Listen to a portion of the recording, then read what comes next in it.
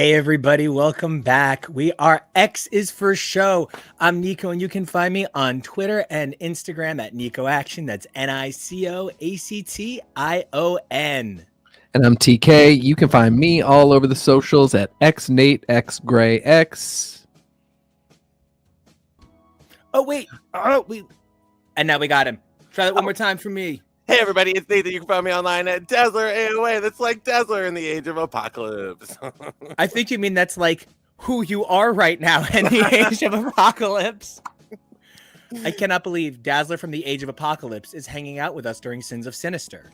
Right? I mean, like, who else to talk about another reality besides another reality person? Well, and we're going to talk about some big moves for Dazzler today. Vampire Hunter, like Dazzler the Vampire Hunter, absolutely. And I think one of the things that I find the most exciting is that a lot of times when we're talking about like new status quos for characters or like dramatic changes for characters like an Age of Apocalypse, I feel like we see so few of those elements carry over like back into who the character is. But I feel like so much of like what Age of Apocalypse did for Dazzler like toughened her up to the audience in a really cool like dynamic way. Yeah, I gotta say, as a 90s kid growing up in the 90s, I was like, Dazzler, like, disco trash? What? Because, disco was not cool then at all. But then, like, Age of Apocalypse came around, and I was like, oh, okay. She could be a cool character if they kind of updated her. I feel like for me, I didn't get into Dazzler until she was really misused in the 2010s, and I was like, oh, but I know people love this character. There's got to be some good stuff behind it. And that was when I finally did a lot of my like Australian Outback reading. But even for me, I was not sold after Age of Apocalypse. No, that's fair. That's fair. I get it. I was just like, oh, cool. She's a chain smoker. I want to be a chain smoker. Little did I know. I turned it. Agreed. At least she isn't one of the chain smokers. Right. That's Absolutely. worse. Yeah. So we're here to talk mostly about Sins of Sinister. We've got some other stuff on the docket, but like one of the key things about Sins of Sinister is it reminds me how many time of person there are in the Marvel universe. It's like a really time-honored tradition. The first one that kind of set it all alight, Age of Apocalypse, which of course was by no means the first AU. It replaced everything, but since then we've seen like partial replacements, and I'm just wondering, how do you guys feel about trying to manage like an AU universe simultaneously with the other titles before we jump into doing just that? I think it's hard when you are. I think at this point it's hard for us to get as invested in a AU universe. And so I think that's why they can't do line-wide resets like they did with Age of Apocalypse, because we know it's all going to come back. Like Age of Apocalypse was great. It was fun. It was dark. It was depressing. It was like everything I want for an arc. But we all knew at the end of it, most everything had to go back to normal. So I think that's kind of where we are with all of these. And to erase everything line wide and do like Age of Apocalypse style doesn't work as well. I recognize that Age of Apocalypse can't really happen again. Like we can't do that just total reset. But to me, that is the gold standard. Yeah. Because it took away all of the confusion.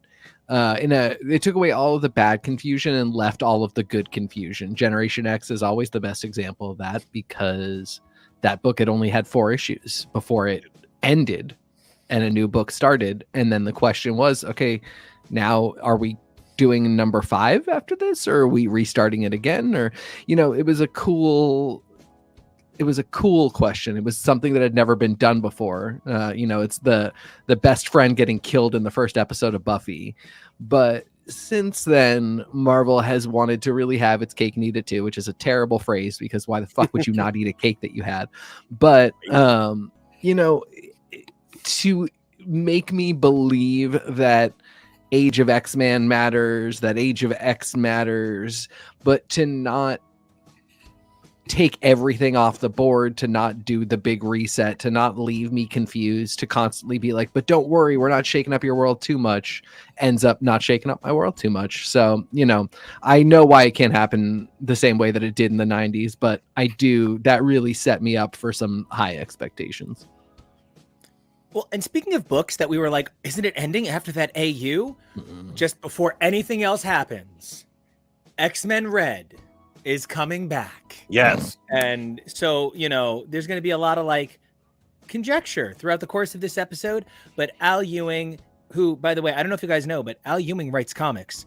Al Ewing came forward and was like, X-Men Red, number 11. I am like elbow deep. So let's get at it. He might have meant it elbow deep in a different direction. But anyway, what do you guys think about X-Men Red? Keeping on. Not a big surprise. Maybe only, the big surprise is that X-Men Red is going to number 11. Not a big surprise that Al Ewing will be writing Mars/Space Mutants. That's been a hit. It's been really fascinating and interesting. I would expect no matter what, that was going to continue. This is the weird expectations game that we're playing now, where like, because some stuff is ending and some stuff isn't, it just is weird. It's not as clean as everything ended at Sins of Sinister and then everything restarted. So I just, I'm more just like Marvel numbering. But I'm so stoked about Ewing and everything that he writes. I love that it's continuing. Like I that's why I thought I'd seen that before. That's why I was like, wait, but I never really saw confirmation of it anywhere else besides like vague recollections of seeing that it was going to continue. So I'm glad that like he's like, no, I've been saying this over and over and over. It's going to go on. It's continuing. Like, quit worrying about it, because it's such a good story. I love what he's doing with the Iraqi. I love where he's taking Storm. I love all the supporting cast that he's brought in, like characters who I didn't care about before. Like I'm suddenly caring about. I know, Nico, you're probably a big Rockslide person, but like I never really cared about Rockslide really. But like Wrongslide, love Wrongslide. So like I'm loving his version of the characters and the story he's telling. And I'm here for all of this brave new idea that we are getting in this like line-wide big way. But one of the places that we're getting like the craziest, biggest ideas, which we kind of know probably isn't coming back with a number 11, it's getting a cool ass one shot in Before the Fall. But I believe we're here to kick stuff off with Legion of X today. And we cannot possibly do that without the incredible X-Pack, who we are so excited. We have such a full docket today, so many brilliant voices, and I'm excited to turn the reins over to this guy over here. I finally pointed in the right direction. Nailed it. Right? Oh, this guy over here. And bring in some incredible new voices.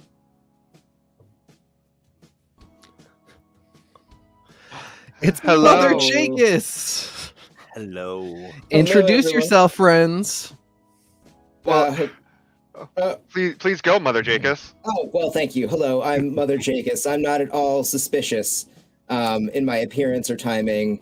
And you can find me, down here, I put my things on Twitter at Omega Sentinel, on Twitter, or on Instagram at The Heart Farmer. And we're here to talk about comics. Yes, we are. And hello, everyone. I'm Jonah, and you can follow me over on Twitter and Instagram at Peak Jonah. That's Peak. And what if I just went like this and there was a spade under my head? Who would be surprised at this point? Who would be surprised? Not me. Well, not to talk about everything too much, not to get into everything, but we're only missing one suit right now. No, we got them all, Bubba. We got them all? Oh, no. We're all revealed. Although Al Ewing did create another suit of tarot, so maybe they'll create another suit of cards. Ooh, I was going to say, crown. I have I'm going to come back one day with like a pentacle up here, and it's going to be like a little bit tarot, a little bit Damien Hellstrom, all very sexy. But first, we're here to do something very important, to eulogize one of the most important characters in the history of Marvel, who was given a beautiful send-off by writer Cy Spurrier with art by Netho Diaz and Sean Parsons. sorry, with art by Netho Diaz, Sean Parsons and Alvaro Lopez on inks, and Hava Tartaglia and Ruth Redmond on colors. What gorgeous justice they did to the hero that we all know and love. Forget Me Not. Who? You will not be forgotten. Who? Oh, you know, just the most important character in the history of the Marvel Universe. Never heard of him. Somebody's got to find that headpiece and put it in and be like, oh my God. Yeah, I'm sure this can't be the end of Forget Me Not. I'm pretty sure that we are, in fact, sending you Forget Me Nots to help you to remember. And then here come the Men in Black. So you won't... wait, hold on. Now I actually think you might not remember. Hold on, wait. Has Men in Black always been a super sarcastic sequel to Forget Me Nots? Oh my God. This is a recursive loop of forgetfulness. I mean, I do, to take it back to the subject at hand, I'm a little appreciative of the fact that we got a stake. We can't ever, with nobody dying, things feel really low stakes at times. And I'm very impressed that Cy Spurrier managed to pull one out. This dude can't come back. Yeah, Forget Me Not's always been kind of a fraught character because when he does pop up, there's always this constant existential threat that everyone will forget him as soon as they look away. And there's never been an easy way to fix this. Obviously, the earpieces keep falling out of everyone's head and they keep forgetting the poor guy. Who are we talking about? I don't know. Was it Lost dating somebody? Was she dating somebody? I don't remember. Well, she talked about stupping Nightcrawler. Well, okay, so this is a really funny thing, but there is an issue of Daredevil that got legacy numbered. One legacy number was used twice, and then they skipped a legacy number to fix it. So there's actually a legacy issue of Daredevil missing, and I just sort of feel like that is Forget Me Not. There should be a legacy issue of Legion of X just missing for Forget Me Not, and I just think that's, I don't know, it's just magical that like he is this thing that you don't remember in a cool way. Oh my God, what if he was in that legacy number of Daredevil, issue of Daredevil, and they like just reprint it sometime? Just put him in. I'm there. He's one of those great mutants that's been in the background of X storytelling for a couple, like a decade and a half now. And, it's been really, because, Krakoa has obviously given us so many mutants, so many opportunities to tell stories, and it's been really great to see Forget Me Not on a team struggling with his very unusual power set and trying to apply them to, functional infiltration.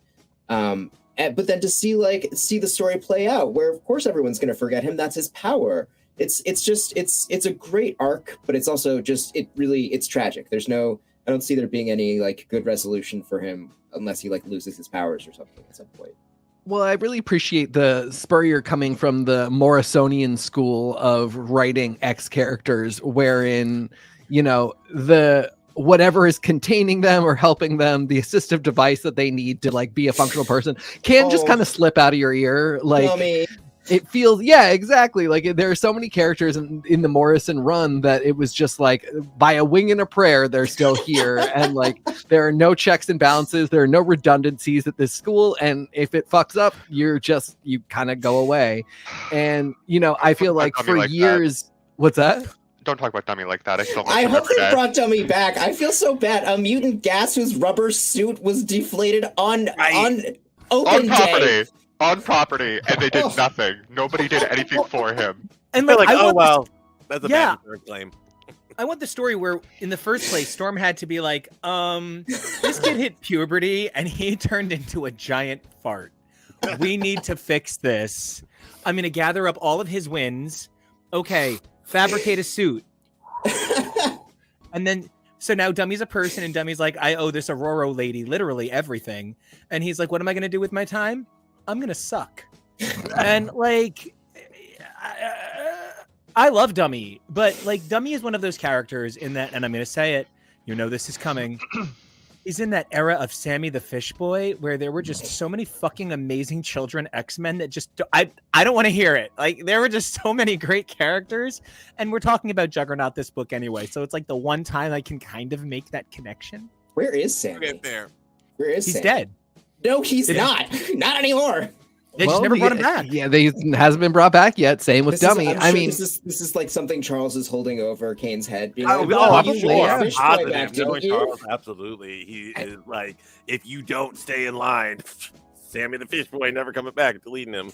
And on that note, garbage dad, garbage in the hardest. I don't really even know what to. I don't know what to say at this point. Like, and this is like part of the problem with Sins of Sinister is that like it is such a big moment for Charles as a member of the Quiet Council, and like we've so got to deal with that we're really backburning garbage dad Charles, who took things to a new garbage dad level this week. And I don't know when we're going to get to return to that, but it feels really important. And to be a little bit honest, it feels to me more important than Charles, one of the 12 on the Quiet Council that are just figuring out how to sissify Sinister. Let him be as sissy as he wants, you assholes. And like Hope can do that, right? Hope's not a bad dad. So I don't need Hope to be like, look at all the ways I'm a failure paternally, right? But Xavier, you have very few other things going for you. You're very shiny on top, okay? That's one good thing. But other than that, what are you good for? You are very bad at your job. You are the Peter principal, my friend. You just kept getting promoted. And then you made up a club. And I think you only made it up for your college records. I think you only made it up to get into a good school. You were only going to have 2 meetings. And then instead you made 12 people a part of this fucking farce of justice. And now you've done a bad job.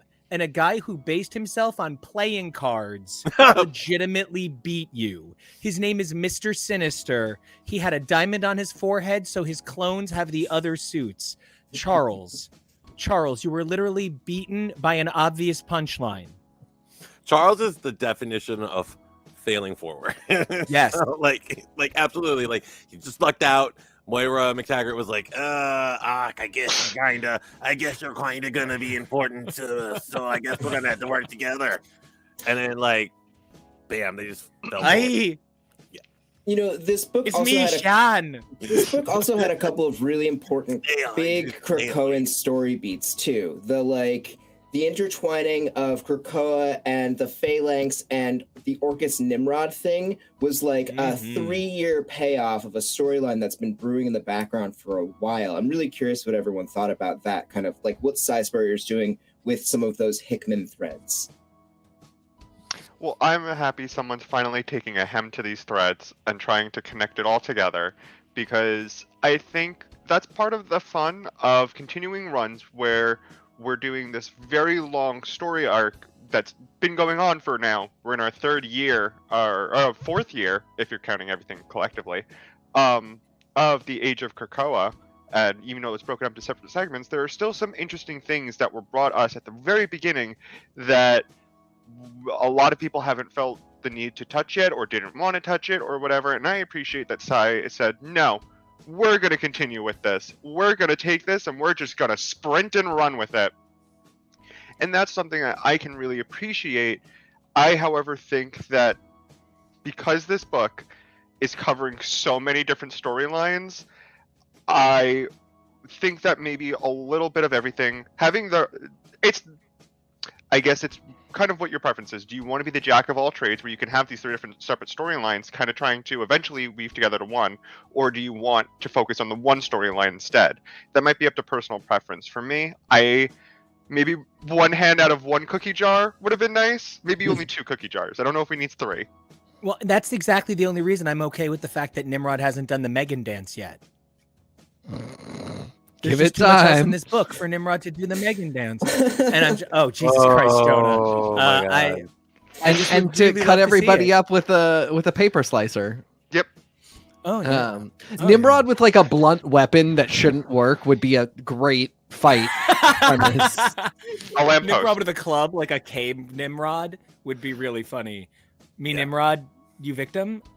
Like, but is everybody, does this work for everybody, this idea that this is going, like, rather than this being the, Hoxpox 2 that we get that deals with the next phase of Orcus versus Krakoa, are we cool with it in kind of a book that I think winds up being thought of as a little bit secondary? I mean, Cy Spurrier is a huge writer, obviously, but I think a lot of people see Legion of X as not the main X book. Right. And does that work? So, like, Orcus is attacking the island several ways. Like, right now, we've got Legion of X going on. We've got what they're doing in Bishop War College. We've got, so they are definitely taking the offensive, and you've got to figure that Moira is behind it all. So I think it kind of plays into a lot of what is going on. I think the choice of doing it in Legion of X and the way it was brought in with Warlock as the character to facilitate this happening is an odd choice, because Warlock like never appeared before this arc happened. And so yeah, that is a hard choice, but I do like, that's a tough choice to swallow. But otherwise, I like the story beat on it. And I have to say, like, I wasn't as big of a fan of Legion of X or, the Way of X as when it started. But, like, as it's ending, I'm like, oh, okay, cool. There are actually some really big concept ideas in here. And there's some really good storytelling that maybe it just took a little while to set up what he was trying to do with the characters. And maybe some ladies you love. Maybe a little. Just a little. I mean, Way of X did have Stacy X in it and Dazzler, so like it's hard to like top that. But I feel like Margali Zardos is a good way to try, at least. Oh my god, Margali Zardos in Witch Mom mode. Oh yes, yeah, and fully high up on the the winding path or whatever the hell it is. The winding way. Thank you, yes. I gotta ask though, worse mom than Charles Xavier is a dad? I don't think so. No, she gave her son a gift that she then took away from him. Well, she's so also I guess really that's like I'm diving into that question to then follow it up immediately with like, do we think that there is something interesting and redeeming enough about this character that she can come back around as sort of an anti-hero, like Mystique-esque? Like, does he have two Mystique moms? Yes, he does. Well, she's got that vibe. She's fully, I don't know if I'm saying it. She's fully CUNT, you know? Like she's but she's always been that way. I mean, like, yeah, exactly. She had a little bit of a redemption at the end of her first appearance in X-Men Annual 4, but like even when you go to like the Excalibur arc where she was the Red Queen of the Hellfire Club and she wanted to unleash a demon that lived under London to kill everybody. Like, I don't know. I don't think I don't need a redemption from Margali. Like, she's got her own things. She's important to me because of like her history and stuff. She's got a great look. I just gotta know how this Romani sorceress raised a Catholic foster son. That has come to my attention all the time. Well, no, I mean, like, there are Romani Catholics. It's not completely out of the realm of possibility. Yeah, but she's a sorceress. She's a sorceress. Yeah, you can be a sorceress and be Catholic as well. Actually, it's very magical. Actually, by the tenets of Catholicism, you cannot practice any kind of witchcraft or worship any creature above God or at God's equal. So the idea of being a witch and a Catholic are at complete odds with one another, because Catholicism goes out of its way to specify that witchcraft. This would turn into a much longer conversation, and I'm not going to let it, Jacob. I think Catholicism can work together. It happens in we many will traditions. We will do a separate thing on this. Christianity as like a bigger picture of following but having been raised aggressively Catholic, they're pretty anti-witchy. Well, I mean, it depends on your strain of Catholicism. But yes, this will become a whole episode if we don't stop. Exactly. I will apply the full force of. Yeah, don't. I'm not letting this happen. I got the text from Kevo being like, "Stop." So okay, no redemption arc for Magali. We agree.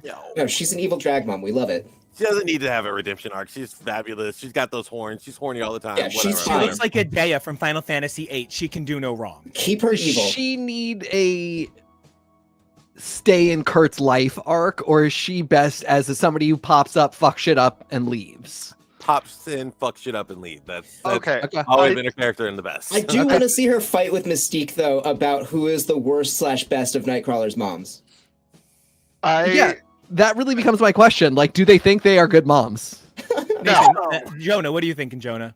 Well, one, I want her to pop up and fuck shit up, but she'll leave a gift like every time. Like, not in the way you think it is. So, like, this gift was Kurt had the Hope Sword inside of him the entire time, but she took that with her. So the gift was just the knowledge that you had that in you, and that it's a very powerful sword. Thanks, Mom. I I think Mystique thinks she's a good mom to not Kurt, but everybody else, and I think Margali doesn't care about being a good mom.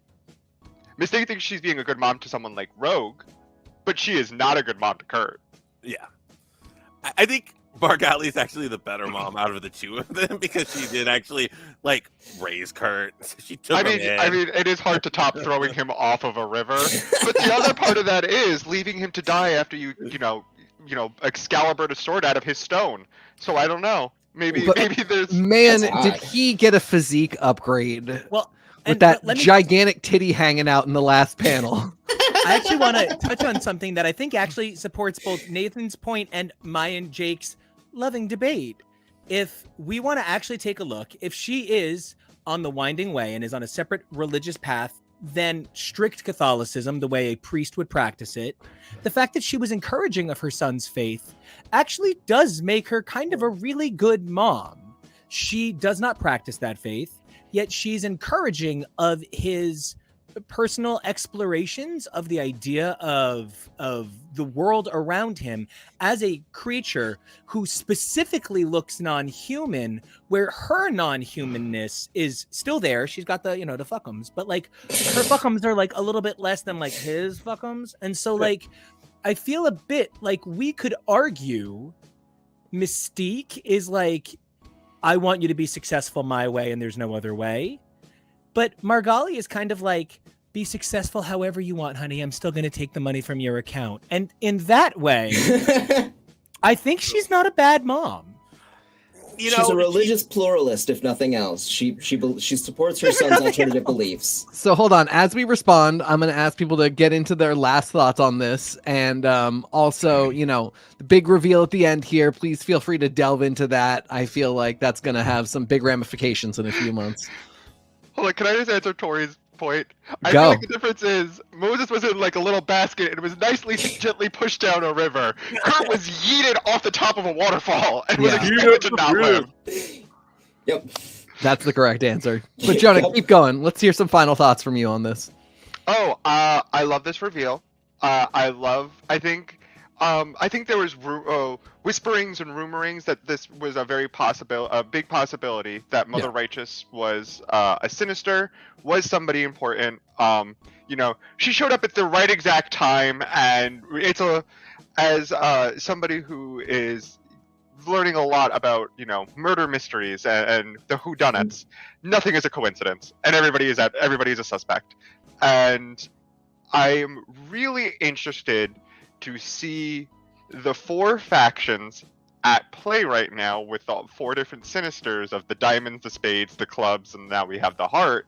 I'm wondering who's going to come out on top and who the mutants are going to support, because it feels like most of the mutants fall into 3 separate categories, but I feel like the best choice, I don't know if there is one in this case, would be Mother Righteous, but we don't know what her prices are yet. We just know what her gifts are. Yeah, I completely agree with everything that you've said, Jonah. She seems to me to be very interested in godhood of an esoteric kind of belief-based nature. She wants people's belief, she wants their gratitude, and we've seen earlier in Locke's how gratitude, how belief plays into the advancement of godhood or divinity. And it seems like those are some ideas that Sai is playing with when it comes to Mother Righteous. This is the corner of Sinister's explorations that's dealing with the esoteric and magical and spirituality. It's why it colonized the astral plane like it did. So I like what's going on with this character, because I've always been interested in the esoteric and spiritual of the Marvel universe and the real universe. So she's my favorite so far. I also like her Cockney accent. And now she's like, "Oi, so what you gonna play with, love?" And I love that she's the woman Sinister. And I'm really curious about how that occurred, whether or not she was, from out the tube a woman Sinister, or if she transitioned. There's a lot there, and I'm really she's my favorite so far. I'm really excited about her. So excited to see where that goes. I just like that this is a big upgrade from Mrs. Sinister, who was, Oh, poor Claudette. Big problematic, very cute, loved her, big fan, but would not want her back. No. I also remember giving myself alcohol poisoning. The time leading up to it was great, but I still don't want to go back to it. So I'm just excited that we're in for some good stuff. I just need like 2 less storylines or split into 2 books. It's just I'm overwhelmed and there isn't room for everything. But I guess Mother Righteous is probably going to be at least moved after the event. So I'm going to reserve judgment. I got to say, like, I really hope that the Sons of X one-shot at least is able to wrap up some of the Margali story. And I hope we're able to get some closure on the Warlock story. I mean, it looks as though he's not dead. He is trapped in Nimrod. And in pain. So, I know, poor Warlock. I'm like, thank God you're not dead, but oh my God, you're trapped in a fucking Sentinel. I can't believe that nobody else talked about Ghost Rider Banshee writing fucking Kane Marco. Like, yeah. We have so much Ghost Rider stuff to talk about. I was like, I can't even get into that. I plan on doing like a special. We're gonna have to talk about all the Ghost Rider stuff because we're there's having just a big so Ghost much Rider good stuff crossover coming a up, whole and like segment dedicated to the Spirit of Variant. It's not that I don't think other X shows are covering Ghost Rider, but other X shows have not had like 10 people cover Ghost Rider the way we have. So I feel it's a personal responsibility in the name of Burning Skull Vengeance that we do Give it more justice. really like we gotta do a Kushala level job in a world full of Danny Ketches. Something that only goes an hour but feels like it's 5. Describing the Spirits of Vengeance would be very in honor of Kushala. I do love that. I'm sorry. No, go. I was gonna say I do love that. Mother Righteous. I felt that Mother Righteous was gonna be a Sinister as soon as we knew like all of them. Because I mean there were some obvious clues, but I think it's interesting that Mother Righteous, out of all the embodiments of the Sinister, embodies more of the feminine qualities, and that's why it's like the female Sinister. It's very weird and very like Herman's Heady in a way, like where like the one lady in the head was like, oh yeah, like I'm all the feminine qualities. So it's very like a little too on the nose with that, but that's just my take on it. And yeah, Margali sucks as a mom. Margali sucks. Like I just reread the Excalibur 0 or -1, I forget what it is, where they like -1, the -1 circus cover. Yeah, where she, to stop Amanda or Jermaine from leaving the circus, she kills Nightcrawler's trainer to like be like, ha ha ha, look, Belasco's gonna come and get you if you go. What a jerk. Yeah. Well, on that note, I feel like there's so much more we could talk about with this, but we got to move on to other Sinisters. The diamond-shaped one is next on the list. So, Jonah, we're going to say goodbye to you for a little bit, but we'll be back to talk X-Terminators. And yes, we will. Jake, stay right where you are to talk more about Bad Dad Charles and Sinister. I wish I had a dime. I didn't plan ahead. I know, right? Heart, but we got a new guest, and he's up on the screen, so he should know right away. And he's got to be unmuted, so make sure you do that. I got it. Oh wait, I think we all got it. There we go. Arturo, introduce yourself. Hola, mi gente. It's Arturo, Mr. Toybox, live and direct, and happy Sunday, everyone. Or whatever day it is that you're watching this, if you're not watching us live. Oh yeah. Just to take 1 second, legendary longtime contributor, and one of in a show of very strong, loud voices, one of the softest spoken people who still managed to be heard every time in the history of our show. Robbie is hanging out, watching the show, and it's always great to have former contributors who are on their way back, by the way, show up, and it just makes my heart happy that this team is such a team. Okay, sorry, I'm done. Yay! All right, so Immortal X-Men number 10. So this is the book that has been leading up to Sins of Sinister the whole time. So there's so much going on in this issue. So we've got our writer Kieran Gillen, we got penciler and inker is Lucas Warneck, we got our colorist is David Curiel, and our letterer is VC Clayton Cowell. So first off, I gotta say this team, beautiful. Like the art, the lettering, the colors on it, beautiful. Like we talk all the time about how Kieran Gillen is probably one of the sharpest X writers out there right now, but I gotta say he is complimented by just this amazing team. Where are y'all with just the whole art team on this? You know, Nico and I had a funny conversation last week because the Stormbreakers 2023 sketchbook came out. Stormbreakers being the like staple of new Marvel artists who are young and up and coming that Lucas Verneck was in. And like, I'm so glad for the attention. So I really don't want to say anything bad, but it's just amusing because we're at issue 10 of this series that is like iconic. So it's been a year minimum, which of course, like it takes a year to produce even something like a sketchbook. So like, you know, it makes a lot of sense, but like people have known who Lucas Verneck is for a while, have coveted his pieces, have wanted to see him draw every single woman in the Marvel universe. We're never disappointed. And that was just a funny moment where I'm like, hopefully somebody who for whatever reason is insane and not reading Immortal X-Men sees that Stormbreaker and discovers Lucas Verneck's amazing art. But you know, really, he's going to go up there as one of the most important and iconic X artists of all time, the standard bearer for some of these characters. Co-signed. Absolutely, I couldn't agree more. And I don't want to like take anything away from him, but I'm meaning this as a compliment. His style is a little Pepe Larraz for me. Oh yeah, in like the best way possible, and I'm just obsessed with the art. My big takeaway from these 10 issues of Immortal is let Kieran cook.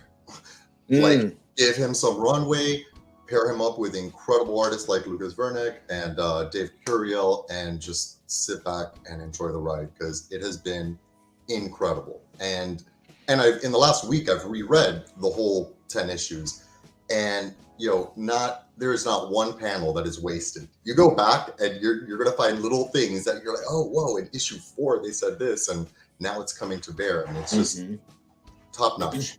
Best book. Yeah, it's one of the, I mean, like this issue, especially for me, is just such a beautiful crystallization of where this series has been going. You know, knowing that every individual issue gets a voice of a member of the Quiet Council, and waiting to get the X voice. I mean, like, and wow, I mean, Kieran is someone who does his homework, does it well, and I wouldn't be surprised if, like, in leading up to this series, he read every single appearance of every member of the Quiet Council to really try and capture their voices, because the voice here is just unbelievably on point for, how I understand this character.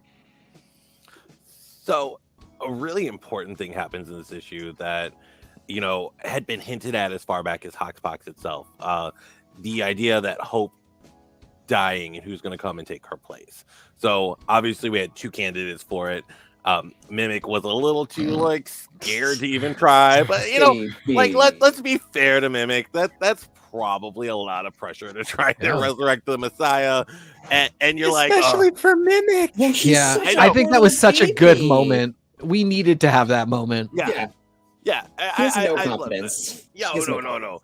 And you shouldn't be able to replace Hope. The dude who showed up in classic X-Men to be like, I'm all of you, shouldn't be the guy who's like, I can just do this.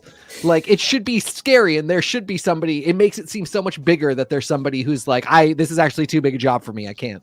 Okay. It goes right into that history. I think he's an anamorph, basically. He's just like, I'm you, and I'm you, and I'm you, and I'm you, and I'm you. So he could do it, but they've always made him so scared. And I love that. That's a great point. Poor Mimic. Yeah, he's like the X-Men Super Skrull. If he was more confident, he would have just kicked their ass all the time. So yeah, he's the textbook example of unrealized power now that Bobby Iceman has realized his power. And it made so much more sense that 1,000-year-old Sync would be the guy to take up the reins and be like, "Yep, I got this," because he did, and of course, Everett was the guy because he is now always the guy because God love Jonathan Hickman for placing our baby Sync in such an important, but bringing him back and making him so important because he was my favorite Gen X member and losing him was terrible. Rant over. And because we still don't have enough Black X-Men. Absolutely. 100%. Absolutely. If Sync is the backup for the 5, though, should he still be in the X-Men team? No, then he is precious. And like I'm trying to think about this like reasonably if we're okay, because there's 2 ways to think about it. Is it a people preserving a people, or are these our characters? And like if what we're trying to say is that if Everett dies, and there's just like the loss of Everett and Hope at the same time could literally mean the end of mutant resurrection. Mm-hmm. So I would never say, Everett, you and your capacity must be limited. But then I would say, Everett, could in your 1,000-year-old capacity, you work with us to help us find a replacement for you so that you could be on the X-Men. But when you represent such a key, important thing, I just like, I don't wear my wedding ring out very often. I have a fake one that I wear because it's just too important not to destroy that piece of my life, even though it's just a thing. I just can't. I would never risk the life of Sync in the first place if I could help it, having already lost him. But knowing that losing Sync could mean we could never get Sync back again. And does he need to die again anyway? No. Protect the boy. I heard a cat agree with me. I heard a cat too. Yeah. Thank you for agreeing. That cat is spliced with Cyclops DNA, and he hangs out with a huge Galapagos turtle. I like the Sync question too because it's a twofold question. Like, do we want to see the character in universe treated as precious as he might be from a logistical standpoint? But then there's also like, do we want to see a lot more Sync? Of course we do. Yeah. And Sync played very well over the what are going to be 24 issues of X-Men, Duggan's X-Men. And I assume we're going on to 25 through 36 at this point, it kind of seems like. So setting aside things I feel about that, I maybe at this point, and I'm very grateful for how Duggan has featured Sync, but am ready for him to have a new adventure that maybe explores this question of how precious he is, but in a way that panel time, we're still seeing a lot of it. That's what I'm really in it for. And I do worry that if he got too precious, somebody would be like, okay, we just won't put him in anything. So he's in the background doing resurrections a lot. Another thing that really struck me as I was reading this issue is this is Charles's narration issue, right? So his explanation of how he picked not only the 05, but the additional X-Men as he went along, strikes me very much in line with the Charles that we know now, who's pretty shady dude, he thinks he knows the best and thinks he is doing the best. Thinks he's like the shady dude who thinks he's a good man and is like, no, wait, I'm doing good. What are you talking about? I'm not causing problems. I'm not throwing a scene at this Bed Bath and Beyond. Take my damn coupon. That's Charles Xavier to me. So, like, does this narration of that, does it fit your version of Charles Xavier, or do you still have a different version of Charles Xavier? Well, okay, so this is what I love about this whole, Sins of Sinister that we have unfolding in front of us, is we're getting sinister versions of characters, but they're still driven by their very real motivations. If anything, they're just, a little more harsh about it, a little more honest about it, a little more ruthless. And, like Charles admitting that he could have and should have maybe saved the Morlocks, but they just weren't, a valuable enough resource to exploit. That's pretty shrewd, and it is in line with Xavier's kind of driving motivations internally, but the Saint and Martyr Charles Xavier would never express that, not even in a thought bubble to the readers. But Sinister Xavier doesn't have such qualms. There will never be a nuclear war. Charles Xavier is one of the most important Charles Xavier moments for me, and that is so defining of Charles. Yeah. Because that's really the moment of the kind of paternalism that I gravitated towards Charles in the 90s when I didn't have much of a father figure, and I was like, this dude takes care of shit and is everybody's dad. Mhm. And as I got older and kind of could go back and look at the evidence, that's not always a good thing. And sometimes he goes really far overboard. But saying I won't ever let nuclear war happen is that juxtaposition of maybe somebody should just take care of everything to a point where we don't kill ourselves, and maybe that person is important. But also, if you are mind controlling everybody into not doing nuclear war, how fucking powerful and scary are you, and where's the line for you, and who checks you when it's anything but nuclear war? That is such an important place for him.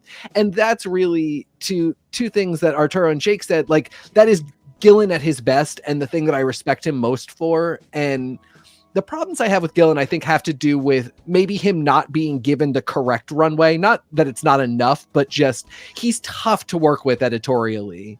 And when I see little moments like this, I forget. But the big moments and how this whole crossover is going to play out are where I'm really like, oh, as much as I love Gillen, I wish he had more time on the little moments and not so much time doing summer crossovers.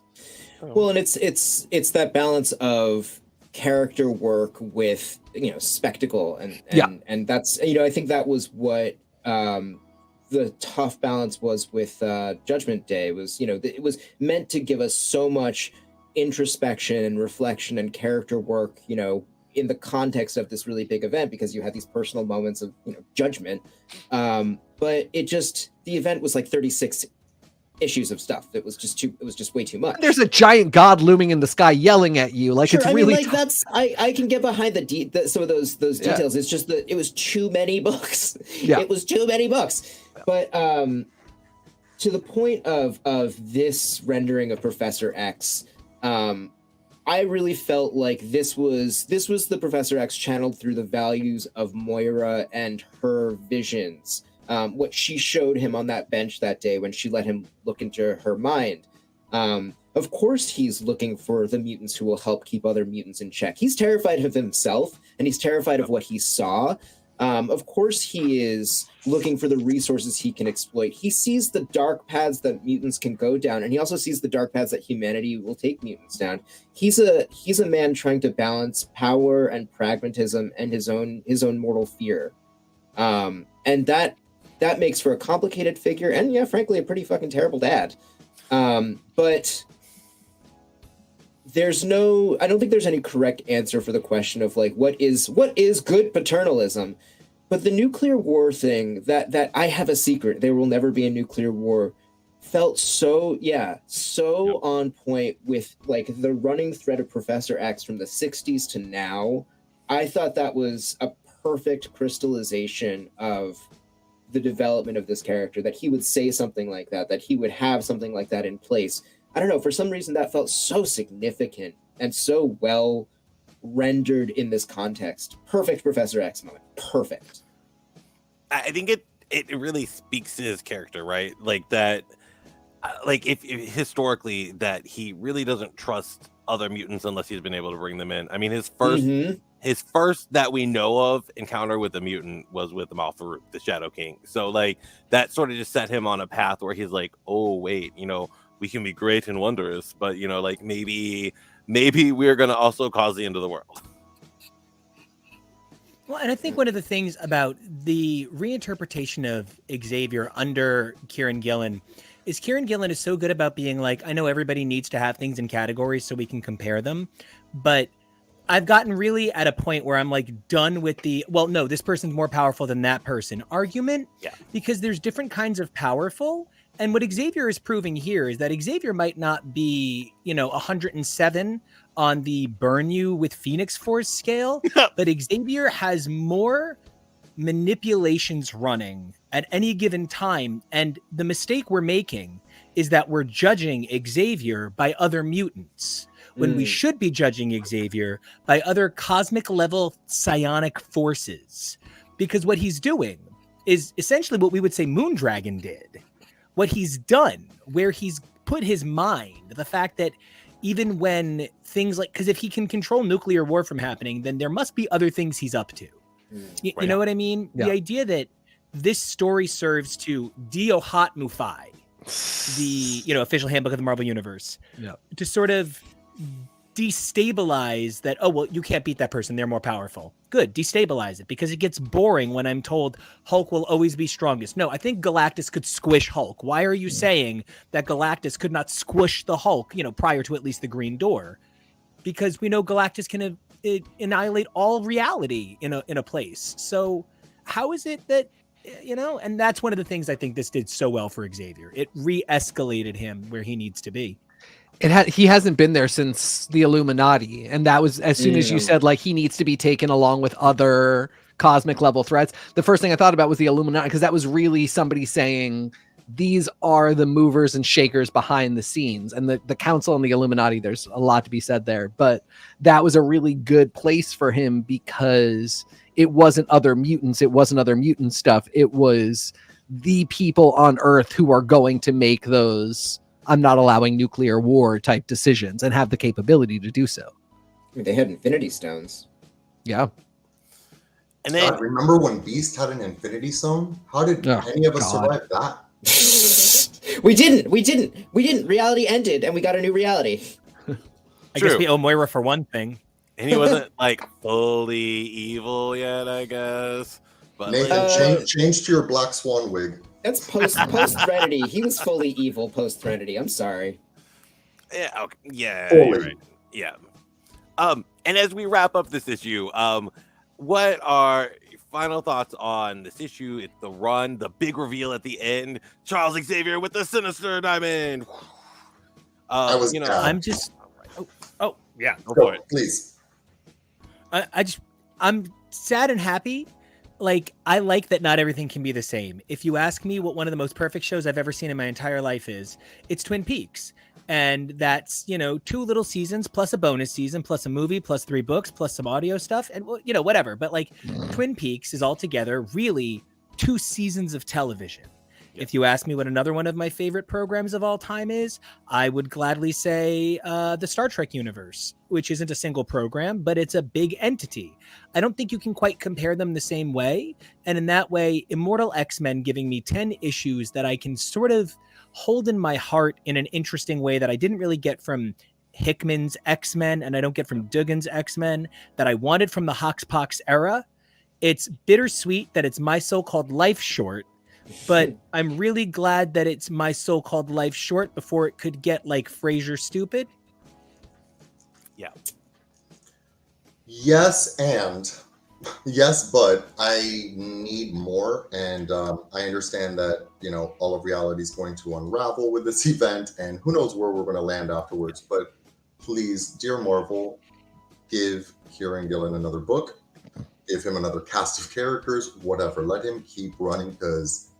God damn, this was just like such a great series. Definitely my favorite title of this era or this iteration of the Krakoan era, and yeah, it was just incredible. Great reveal. Can't wait to see what happens with the Sinisters, and yeah, let's go.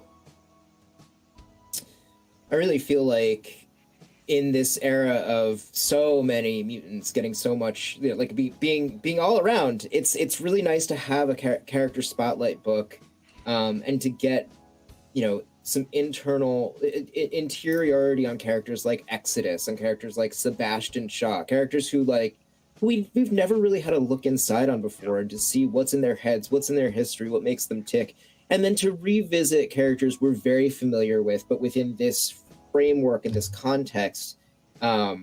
It's been such a satisfying run. I think this is some work to be very, very proud of for the entire team. And I'm just I hope that we get some more character spotlight work, because this is just such a great time for it, especially given the way the spotlights have interwoven with the greater story. It's just wonderful book. Yeah, I echo all of your sentiments. Arturo especially, give Kieran Gillen another book and another set of characters. I do mean both keep giving him work because he's phenomenal, but also give him other work. He has really been so responsible for so much of these last few years in a way that I really love, but I am ready to maybe not put the world on his shoulders and see what happens then, especially for the X-Men. I certainly have nothing against what he did while the world was on his shoulders. It's just from Judgment Day to Sins, it's a lot on one person. And I go back to the little moments every time. And, I'm excited to see where Sins of Sinister goes regardless. Yeah, I mean, this book has been absolutely amazing, right? It's like reconceptualized characters that we don't know anywhere near enough about. It's been able to, like, the interplay between Sinister the whole time has been chef's kiss, like, phenomenal. He made Sinister a character that is still not likable, like in the way that you would like him as a person, but like, who is who has all those grandiose vaudevillian properties, but is still a formidable, like, this is the first time I've read a Sinister story, especially when you get into Sins of Sinister, where I'm like, oh, I can actually, Sinister's fucking terrifying. Like, this whole lead up has really been able to reconceptualize the character for me. Mm-hmm. Well, I cannot wait to come back and keep talking about some amazing books, but I do believe this is our farewell to Mother Jakis, who has That's been me. with us for 2 amazing segments, right? So Jake, would you be kind enough to tell us where we can go to find you? Yes, you can find me on Twitter at Omega Sentinel. That's OH Mega Sentinel or O Mega Sentinel. And you can also find me on Instagram at the Heart Farmer, like one who farms the hearts. Like, Well, we cannot wait to have you back on. But until then, we're going to take a short break, hit up a commercial or two, and then come back for some X-Men Red. Woo! Oh, so stick around and like and subscribe and stuff. Yeah.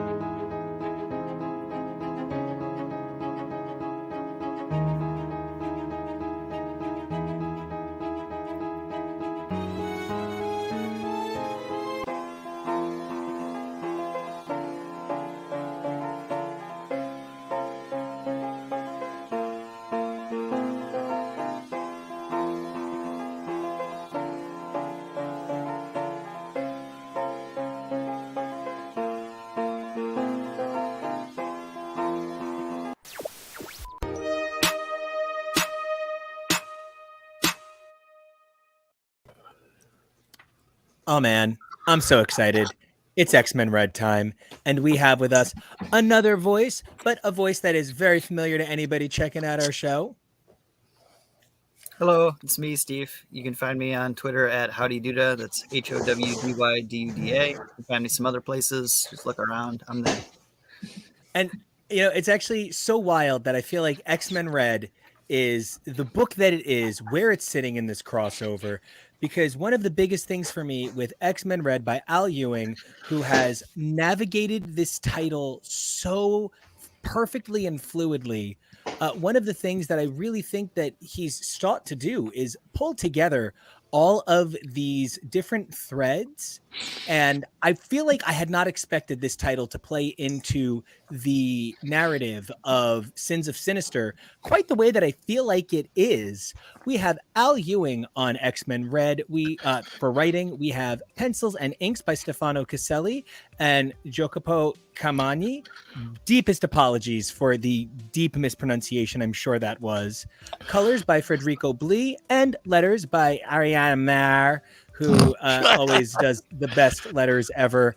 And, it's lovely. It looks good. I'm not here to say that it's not attractive art, but I do just want to say this variant cover, while very cool, no. I say no. I say the Okay. nay.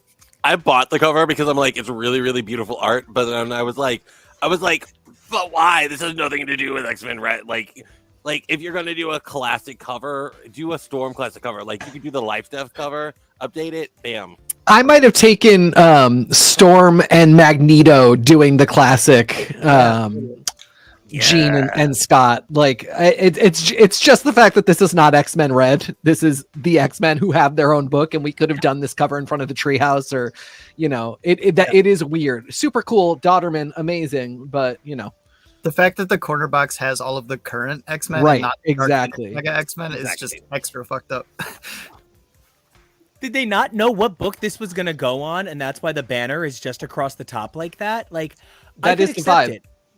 Yeah. It's beautiful. There was an Amazing Spider-Man cover Yeah. this week that was literally just the Fantastic Four logo across the top. You couldn't tell it was Amazing Spider-Man unless you knew the position on the rack or you looked inside the book or on the back, and it was just infuriating to see that. Don't do that. Literally, it was the Make this first cover. one.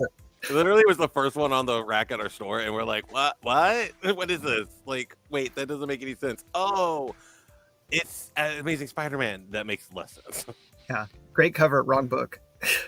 Great cover, wrong book. And we have such a beautiful variant here that showcases Storm and Vulcan. Kevo, I just got to say, fast fucking work, bro. That was amazing.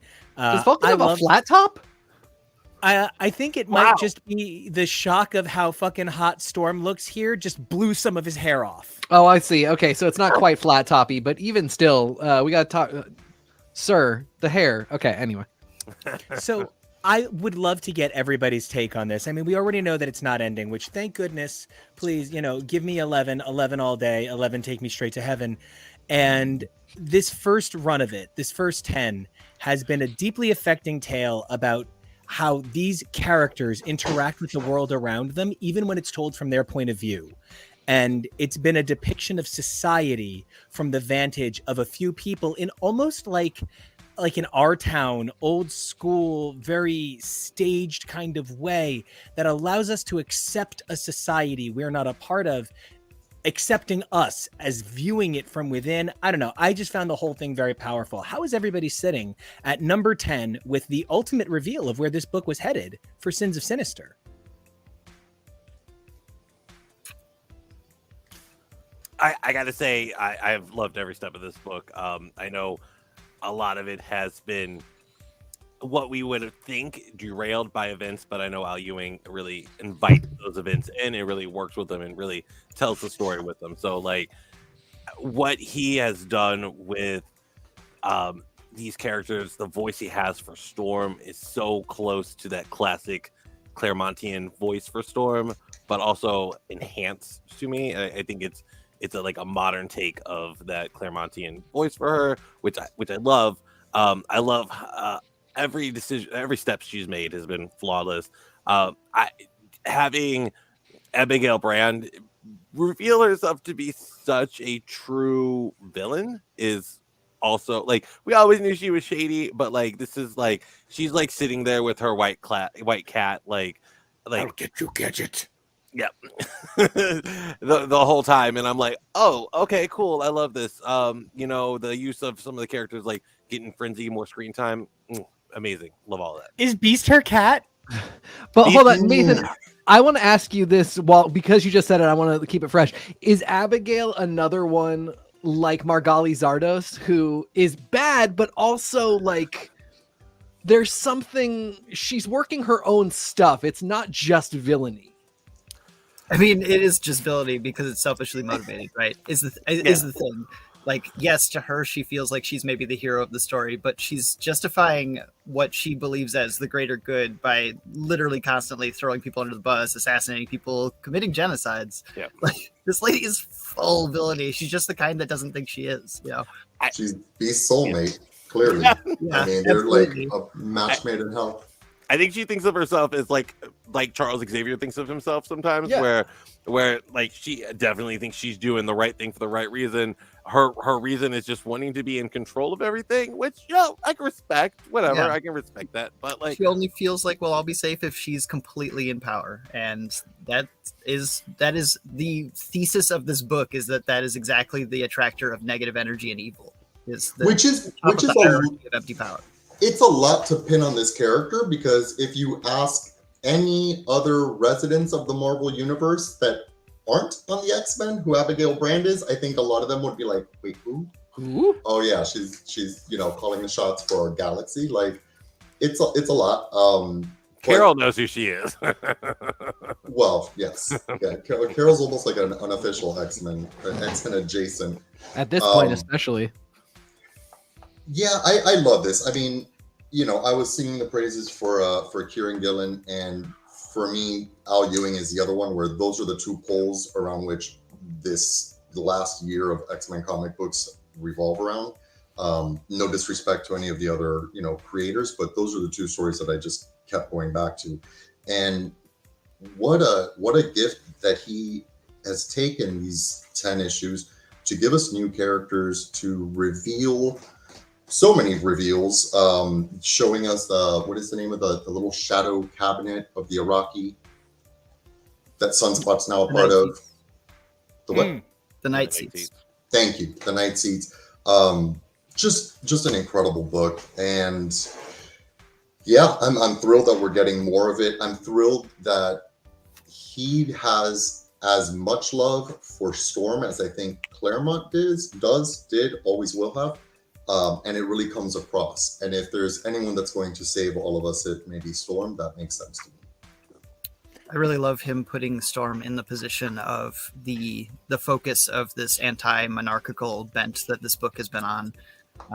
Like from the beginning of Sword to now, there's been this drive against the hierarchy of power, against the idea of thrones or crowns or one person wielding absolute power. And that all comes to like such a beautiful climax in the fight between Storm and Vulcan in this fight, which I do want to throw out there. I love the fight between Storm and Vulcan, not least because it strongly to me had echoes of Dream of the Endless and Lucifer's story battle in Hell. It felt so much like that, from them throwing epithets at each other with power, like Storm not a queen. Things like that, just the description of their own imaginative powers as the defining factors of what could win a battle between two people who are completely evenly matched. And then that clever reveal at the end that no, strength is found in numbers, and a community of like-minded people is always going to be more valuable in getting anything done than one person wielding all of the power with everybody as their subjects. And it was just such a beautiful closure to the themes that have been going on in this book, and Storm and Vulcan's character arcs specifically. And it's such an interesting place to put Storm, because we talk about her as the goddess. We talk about her as just like a queen of our hearts, like a queen of the X-Men. Like she really stands singular to a point where, it goes to the zone of like problematically putting her on a pedestal and problematically asking her to shoulder a lot of burden as one character. And I think the best writers do with Storm exactly what we're seeing here, which is have Storm always rise to the occasion, but never go into full, like, I should be queen mode. Like, it's always, I excel and I will do what is best, but Storm is always willing to share power, to give power, to lift somebody else up for that person's greater good and for the greater good of a community. And I think this book did a really good job of not making it, let's get a better queen, let's have it be Storm, and really having Storm come in and challenge the ideas while still being that person that we think of as just being the apex of mutantdom and of X-Men and of all the things that we love about these characters. And I think one of the standout things about this book is, like, Storm is someone we could write volumes about already. Storm is such that character. I kind of sometimes didn't think Vulcan was really a fair equal for her. Like, Vulcan kind of gets, like, propelled because he's from the white family, the right white family, that a woman of color would have to struggle to have this kind of authority in the X world for so many years. Vulcan's been around like 10, 15 years from an, at the time, not the world's, like, I worked in a comic shop when Deadly Genesis came out. And, like, I literally remember people being like, can I have my money back? It was so hard for fans to swallow at times. And because so people wanted Adam X to be the third Summers brother, or Gambit to be the third Summers brother. And Adam X technically is. Baby. He's the ultimate Yeah. Nepo baby. Like, yes. Yeah. And I feel like the other characters in this book really fucking bang too. Like, Love of My Life Beto just being fucking A+++++++. And like Manifold. Manifold. Oh Manifold. my God. Such, and I would love to get your guys' take, Thunderbird not is that- really awesome. In this Thunderbird. issue. Yeah, I would love to sound Thunderbird off saying a he's bit got on two it. eyes, I got two fists, the math checks out. Incredible. So good. Him Were and there any Cable other just characters? they could just steal a book. yeah, I'm loving. So I'm talk to digging me about the other Taki. characters in the book. I'm digging the Taki love. Like Taki really hasn't appeared much since the Exterminator days. The original Exterminator days. A few backup stories here and there, but really, sort of forgotten character. I love how he's really become like one of the linchpins of this book. Like we're talking about Abigail Brand, like he's almost seems to be a step ahead of Abigail Brand, and I love that Beto's always a step ahead of Abigail Brand. So it's like, yes, this is like this. The characters here are doing character work that it's definitely been continued from their whole stories. Like Al Ewing is definitely somebody who loves comics lore, loves comic history, and definitely is trying to bring that forward. And I love what he's giving us in Thunderbird, which is a character we've had 2 issues of. Like before he died, we had maybe a handful of appearances that went and like expanded on his character, but we're actually getting real character growth from this character who we've all known about for forever, but we haven't known. Arturo, I feel like I've had you on like Red the least, maybe. So like, talk to me. How about these characters in Red for you? So one thing the character and the characters in the cast have been a blast. I love Deep Pulls. I love WizKid getting a shine. I love WizKid being a double agent, no triple agent, no quadruple agent. Like, just awesome stuff all around. But I think the thing at the end of the day, like in looking back on these 10 issues, like the big analysis of this is we started off with this premise that, okay, now we have Mars, we have Arakko, Storm is the regent of the solar system, regent of Sol, and right away we started subverting all your expectations. There are no thrones here. The Iraqi that we've known from X of Swords, I guess, right? Going back to X of Swords, warlike and all of that. It's like, we're not going to just keep doing that. It's not just going to be Battle Planet. But we got to see some texture. We got to see the Iraqi starting to like adapt and change, and that culminated here at the end with the power of teamwork and collaboration, and how they're, you know, shifting with that. And I think even more significantly is maybe how much we've seen Storm, and I'm gonna pour one out for my boy Magneto, wearing this in memoriam today. So much with them, so much development, so much change, and like a new perspective, and Magneto and Storm pulling themselves out of the resurrection protocols, and like it seemed kind of like why at the time, and then we lost Magneto and it was like devastating, but there was reasoning to it, and they're better off for it, and it just says a lot about those two characters specifically. Yeah, I just loved this book. Give Al Ewing I'll be 90 more Oh issues. yeah, like Magneto and Storm, like they always had a really respectful relationship before coming into this. Al Ewing just took it to the next level. Like if Magneto ever comes back, I would almost be like, okay, cool, I could see Aurora and Max being lovers, you know, like dump Charles, get with Aurora. But like that's just to me, because but you know, also their relationship is just became such a strong, close bond, that where they'd put aside any of the differences they might have had from the past. And yes, we always knew they worked well together, but they did. And I love how the story of Magneto dying wasn't like a shock. If you go back and reread it, it's pretty foretold throughout not only X-Men Red but Sword. You know, I know Steve, you were looking into a lot of that before too. Like, but you know, there's hints that Magneto's not going to make it throughout the whole book. Yeah, and Magneto and Storm being my two very favorite X-Men characters, this book has been so special to me from the beginning, from Sword to now. And just like their friendship has always meant so much to me and to each other in the comics. The way that Magneto died, it was so intense. And I just want to say, here we are at the end of X-Men Red number 10. There's more X-Men Red to come, but this first stage of the story has completed. Maybe the second stage of the story, honestly.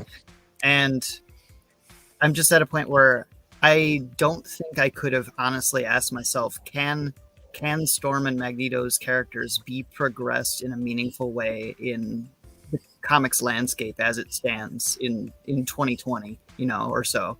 And I would have said no. I don't think that there was anybody, including Claremont, who was going to meaningfully progress these characters into new bounds and new arcs and new interests, new hopes, and really like new ways of thinking for both of them, new ideologies, new beliefs, new ways of working.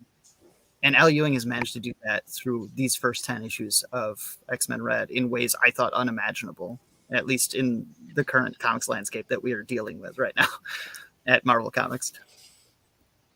As we wrap up our discussion, I'm so sorry. We just got to wrap up Red because we got Sins of Sinister time. So as we wrap up Red, I'm going to do a call for last thoughts on X-Men Red. And I think we need to hear a fond goodbye from Arturo, who this is our last segment with him today, but we'll of course have him back as much as we possibly can.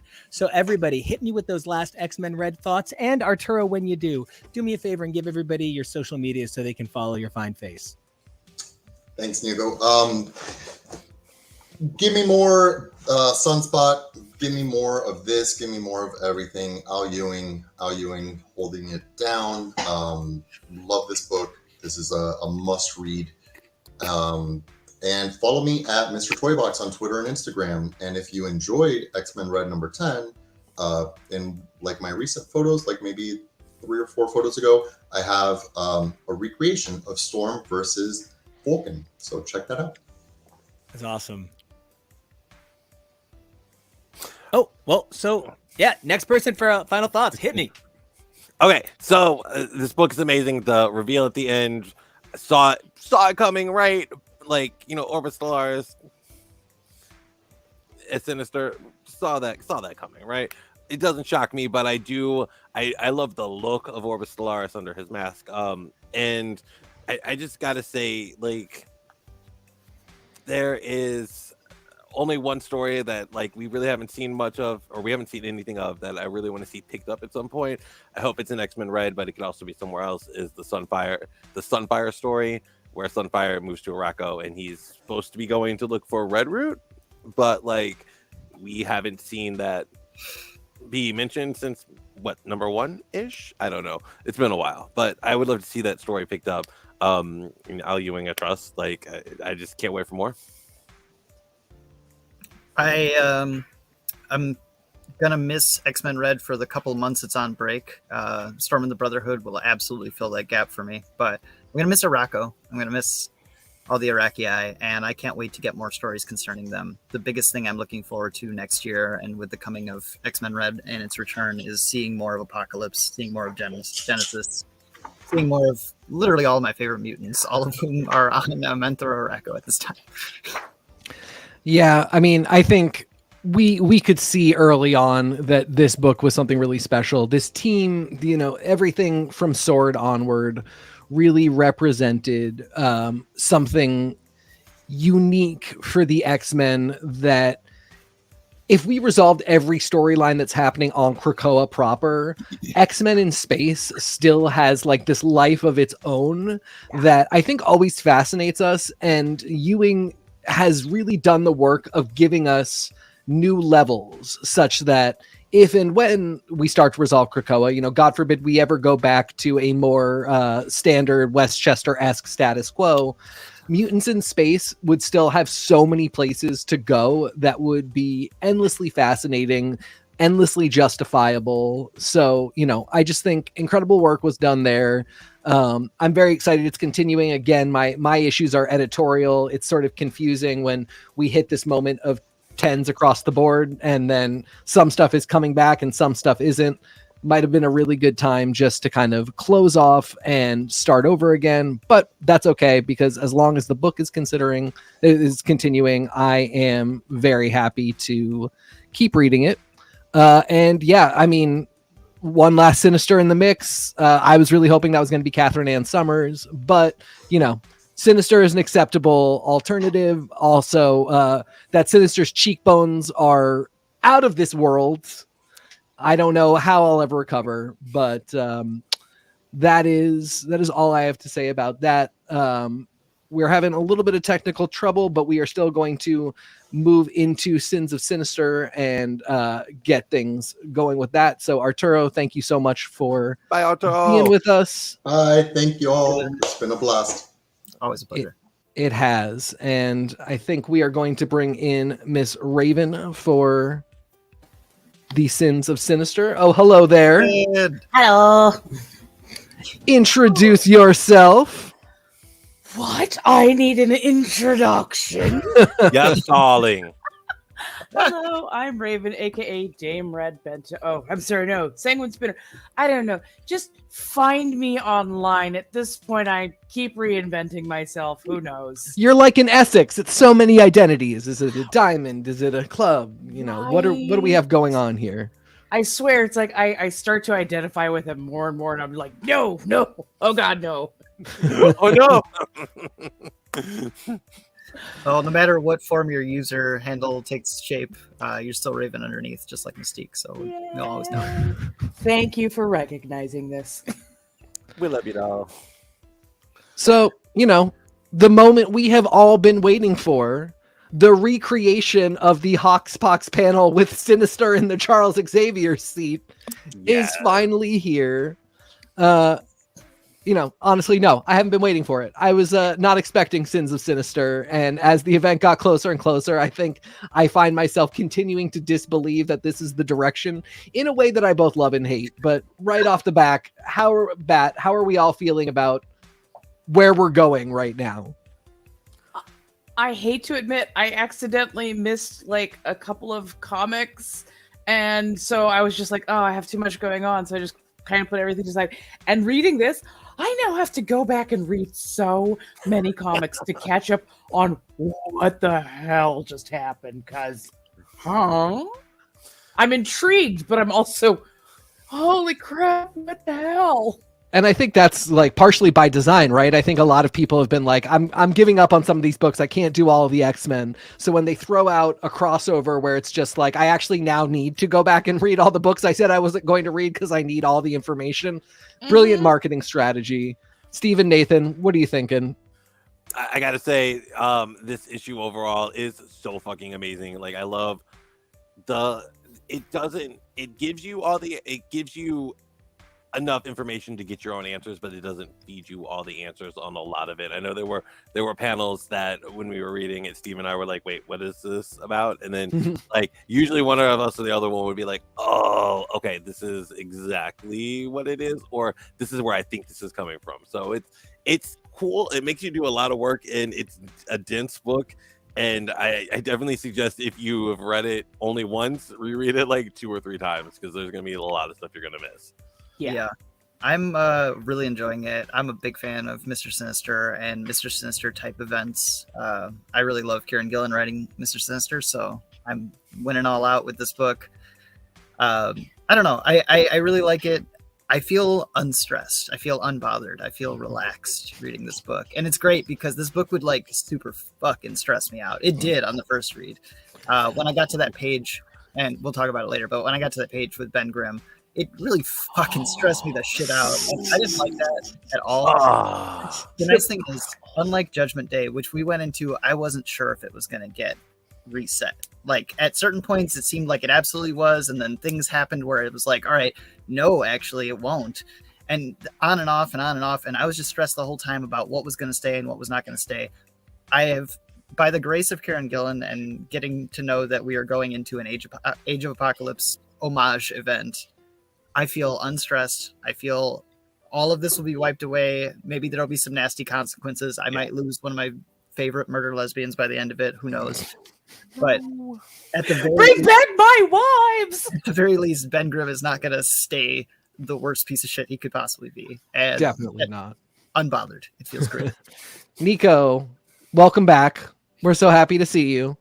I got Moira Life. It was terrible. We are just doing that initial, how are you feeling going into this?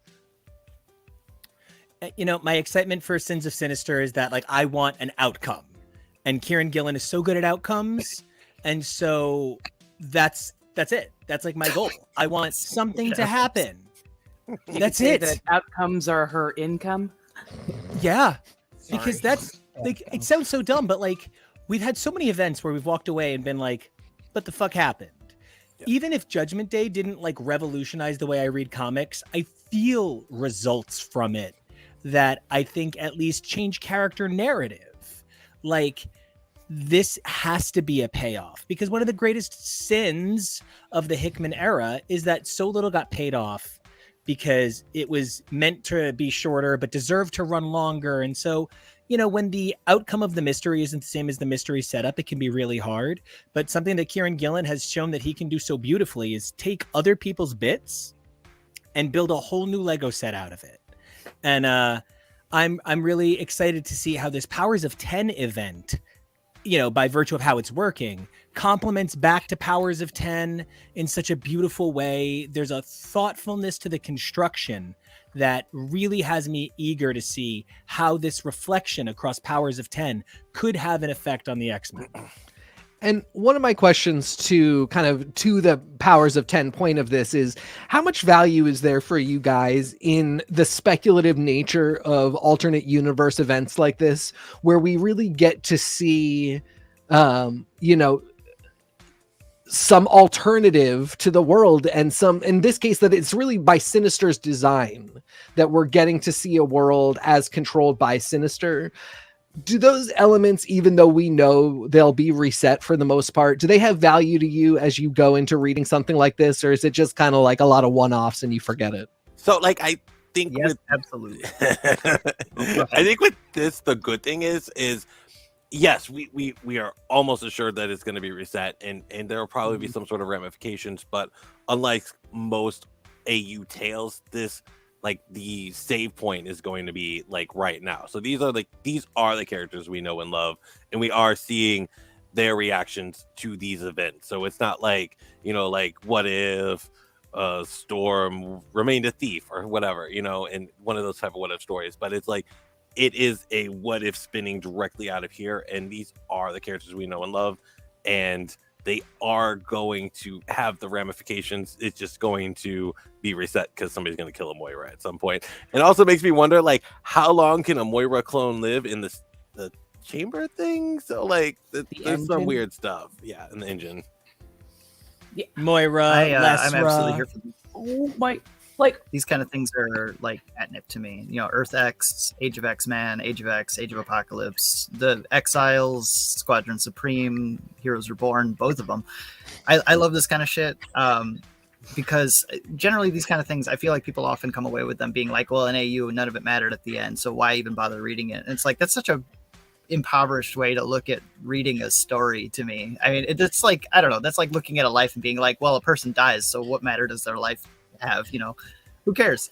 The main thing is the storytelling. I feel like AUs specifically, especially these kind of things, are so valuable if they are able to develop the themes of the current story that has been going and play with that, and give us a little insight onto characters by putting them into situations they're never in.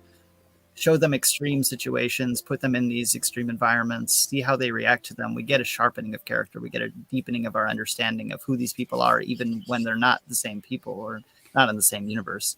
And it is always an opportunity to subvert and play with, the ongoing themes of what is happening. And I think that we've built up a lot over the course of the Destiny of X storyline between Legion of X, X-Men Red, and Immortal X-Men to do a lot of playing.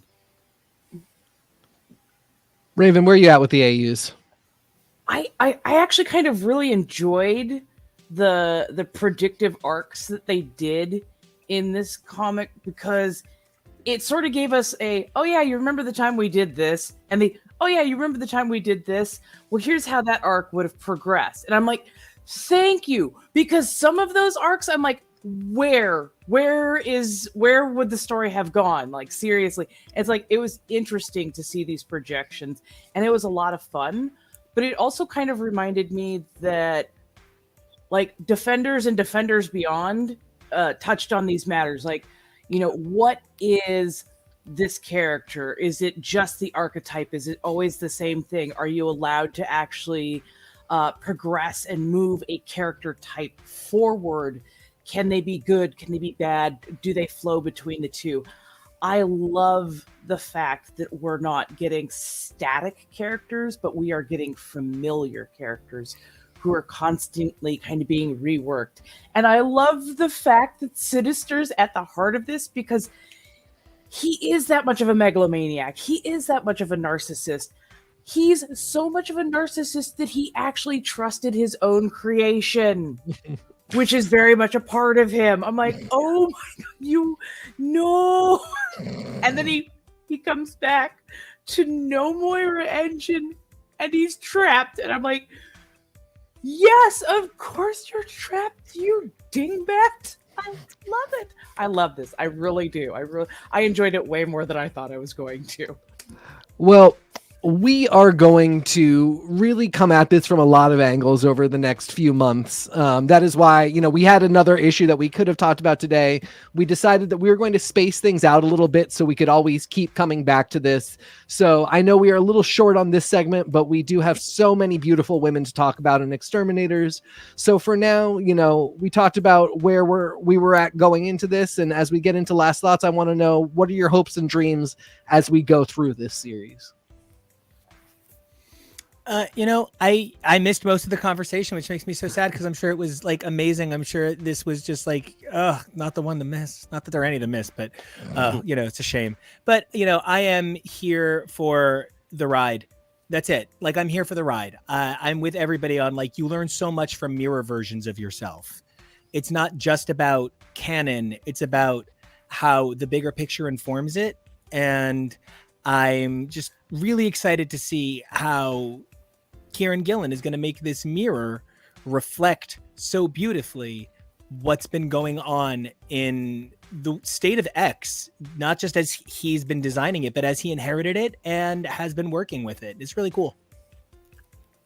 Yeah. Speaking of mirror universes, Speaking of mirror universes, I am excited for everybody in Sins of Sinister to find out that they are actually bisexual, just like happens in this game. That is That's a it. sinister world. That's Straight the real point never. of an AU, is to show you that you could be bi if you were Yep. just a little more evil. Just a little bit more evil. Yeah. I gotta say, like, a lot of the choices that have been made in this first issue really have me excited to see how this event plays out. Like, sure, we all know there might be some ramifications, but this is not going to play out like that. But like, just the idea of poor Kane going through the universe, having killed Thanos, and like, just like. And just like Namor having him been killed and replaced by Krakoa Clone, at least he got to have sex with Emma, presumably, I'm guessing, before he died. But if not, does he really deserve it? I don't know. But like, it's really cool that there's in the Fantastic Four bit broke my heart. Like Ben Grimm killing his team, like I mean, it's good, but like it's also like horrifying and terrible. The idea of the selective X gene, like just all of it, like storm throughout this. It's like all the pieces are really well put into place. I hope if we get something out of this that'll be like permanent. I hope we get Rasputin 4 like to come back and like to be like for real living character in 616 now. But otherwise I'm kind of along for the ride. I kind of gave up on trying to predict where Kieran Gillen's gonna go with something, because Judgment Day like threw my expectations even more than Ten of Swords did, and I was along for the ride and I loved it. And there were points where I was like, wait, what? But also there was just so much that was so good that I'm here for it. Rasputin 4 lives. We're getting that in the chat. Yes. Raven, what about you? Last thoughts? I can't wait to see where this goes. Like, quite honestly, like I like the fact that it's not going to be Heroes arc yet again. It feels like this is going to be a villain era, and I'm kind of here for it. Well, I can't wait to keep talking about this with you guys. I also can't wait to talk about some X-Terminators. But before we get there, and also I want to give Steve a chance to sign off. Oh, yes. Goodbye, everybody. It's been wonderful as always. Until the next time the diamond shines. My name is Steve, and you can find me on Twitter at HowdyDuda. Bye. And I think we're going to take a little break and be back to talk about some Grindhouse ladies doing their thing. Yeah. But until then, please enjoy these awesome commercials. Like, subscribe, follow, and do the fucking thing. Woo!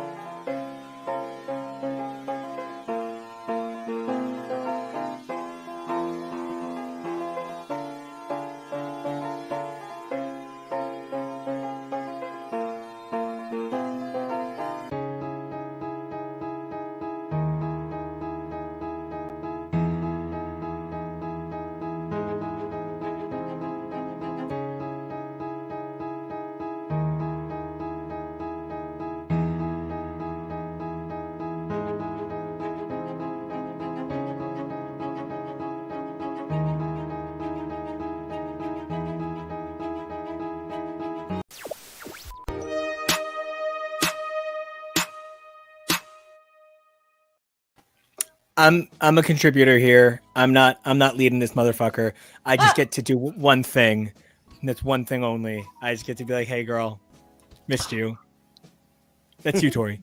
Oh, hi. Introduce yourself, I was like, Tori. no, it wasn't me. Well, someone else was talking. Gracious. Hi, I'm Tori. You can find me on the Twitters at Tori_Sheehan and on Instagram at SMTori. That's Tori with an I. And all I've been doing is just humming the boom, boom, boom, boom song all day because this is just a joy. I'm so sorry, Tori. What's right below your chest line? What's that?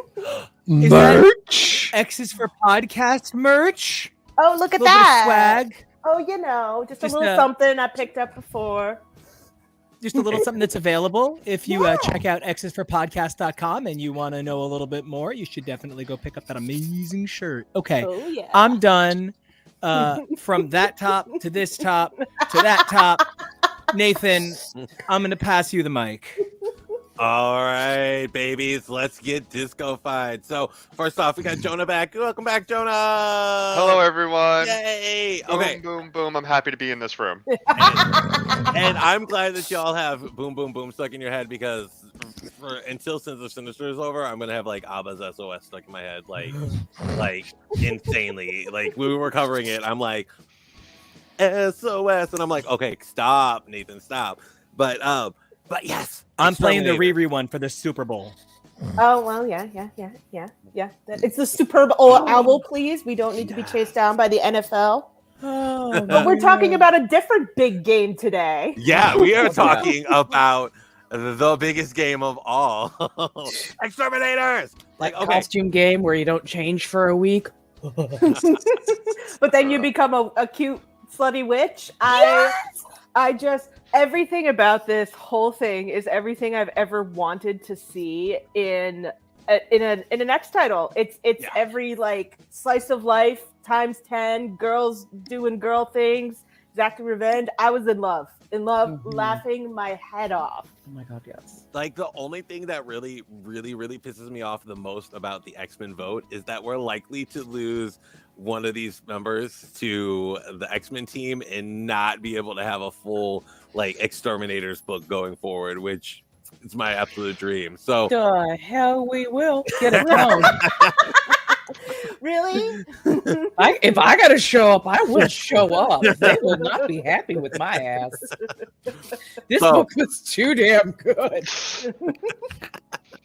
So Leah Williams, the writer for this superb, beautiful masterpiece. Penciler Inkler is Carlos Gomez. Has to be probably one of the horniest artists out there. Love it. Like, it's looking such a good way. respectfully, yeah, looking like respectfully Like a horny. Like, We stand a respectfully horny artist, okay? We do. absolutely. Colorist is Brian Valenza, and letterer is VC's Travis Lanham. So I just gotta like, I don't think you can talk about this book without really like highlighting the art. Like the story is beautiful, it's fun, I love it, but the art on this elevates it to the absolute next level. From Tabby's, like, I don't know how else to say this, but her bimbo outfit, which is Her bimbofication. Yes. Tabby's bimbofication, like I'm here for it. Like Jubilee's sexy looks that are like they fit Jubilee, but like they like she's got the big oversized sweater and the Stockings with garters. She is Garters, comfy, like- sexy Twitch streamer all over this. Yes. Oh my god. So that. Yeah. Oh my fucking stockings and She's garters. a Visco girl. She is such a Visco girl. I'm just like, Yeah. really? I'm here for it. I'm here for it. Dazzler Especially looking, that last look. oh god, yeah. Dazzler looking like she's like sexy Blair from Facts of Life half the my time, like Right. to like Laura's like journey from like I fucking hate these girls to like it's Bureau Clock slut.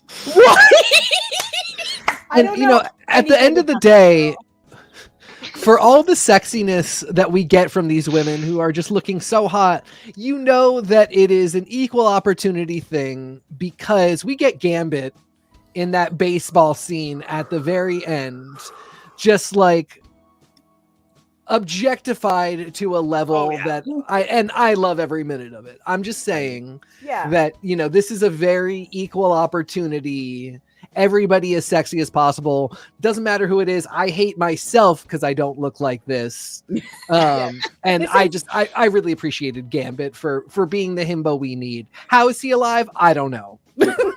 It's all the good juice. It's all the good juice. I love that it's girl on girl objectification. This is shit you say to your girlfriends all the time, where you're just like, have you been working out? I heard weight training was good for that peach. Like, just nonstop. Oh, I accidentally hurt your boob, slam the other one. You know, like it's all of that, where I'm just like, at no point do I feel like, ew, how dare these people write this? I'm all over it. And one moment that really killed that for me was Mystique, Emma, and Kitty laughing at the girls talking. I loved like, it. you know, everybody thinks this is funny. It's uncomfortable because Charles fucking makes it uncomfortable, whatever. But like, even the girls on the Quiet Council are like, this is so dumb and funny. And I'm that's great. staring at it, and I'm just like, I think Charles is the only non-yassified character here. Like, Sinister's over there, and then it's all the girls, and they're all in it to win. Even Storm is like, listen, we don't need this, but I'm interested. Right. Charles trying to be all serious, everybody else, Charlie, come on. Because, like, if it was Logan, and Logan walked in the fucking room and was like, it's beer o'clock, boys, we'd be fine with it. Yeah, If it was like, you bastards, we'd be fine with it too. And I look, I have trauma. I have a lot of trauma. I'm, you know, like any other human being. I wear my scars, and like, that's a thing we do. But you know, no matter how traumatized I am, I do still like to sit back with my friends and have a good fucking time. And like, I've seen a lot of people being like, Laura would never say that. And I just want to be like, bullshit. Listen, the fictional character written by many, many people who is not a human being, but is a character, and is not the woman you decide she is, but is an amalgamation of the many thoughts that the many women and men who have written her have had. Yes. I really do think Laura would just fucking have a good time, because she's also Logan's kid, and she's also, you know, Akihiro's sister, and she's also the one who helped Gabby be the funnest fucking character in the Marvel universe. And a big part of Justice Laura's for whole Laura. arc is exactly this. She doesn't just want to be miserable Wolverine. Right? She wants to be a fucking real person. And, you know, yeah, it always goes back to the scene from Avengers, from Endgame, with all of the women grouping up to fight. And so many people having this attitude of, this is so unnatural. Oh, in the movie with the aliens, this is the unnatural thing that you can't handle. How many bad 20 men on camera scenes have we seen? Yeah, some of this is not the funniest jokes of all time, but they're jokes that I believe two people would say to each other. And a lot of the male on male dialogue that is 99% of comics does not pass that test. Yeah. Here's what I love about this book and this arc, right? Is that Leah took what Leah's been taking recently, taking trauma and trying to find a way to work through it. And these characters all sort of just helped each other through it. And the fact that Laura was able to find a group of ladies that she is comfortable enough to be her, to let her silly, goofy side out, really just speaks so much to the journey that they went on with this. Because Laura is sometimes like a little bit like Worf, where she's like, oh, Wolverines don't act like this. She's like, Wolverines don't act like this. And like, Wolverines are over there just like getting drunk and having a good time. And she's like, Wolverines are serious. We're so grumpy. So like, it's like for her to be able to let loose and just have a good time. So good. Lest we forget her father making a reference to seeing Scott in a Speedo, I'm pretty sure it's fine that Laura's like, hey, sluts. And Lest we forget that she was told that she stunk exactly like her father. I think that's what changed her. It's like, Oh no, I'm not gonna beat my dad. Nope. I mean, when she smiles, my whole heart just lights up like nothing else. There is something to say that Laura, and we even see it in this comic, Laura by herself fighting until the other girls show up is very different, where literally her entire demeanor changes and she literally just brightens up. It's like, hi friends! She literally like has the opportunity to be giddy and realize, oh, it doesn't have to be this serious. We can all have a good time here. Yeah. I just want to say Ali Galactic, who I believe is here as a result of being, a four voice on X Twitter and checking out our stream, and is friends with the incredible people on this panel like Nathan and Steve, has been blowing it away with amazing takes in the group chat. Like Laura went from not understanding who she was to accepting the mantle of Wolverine to living with the pressure of what that meant.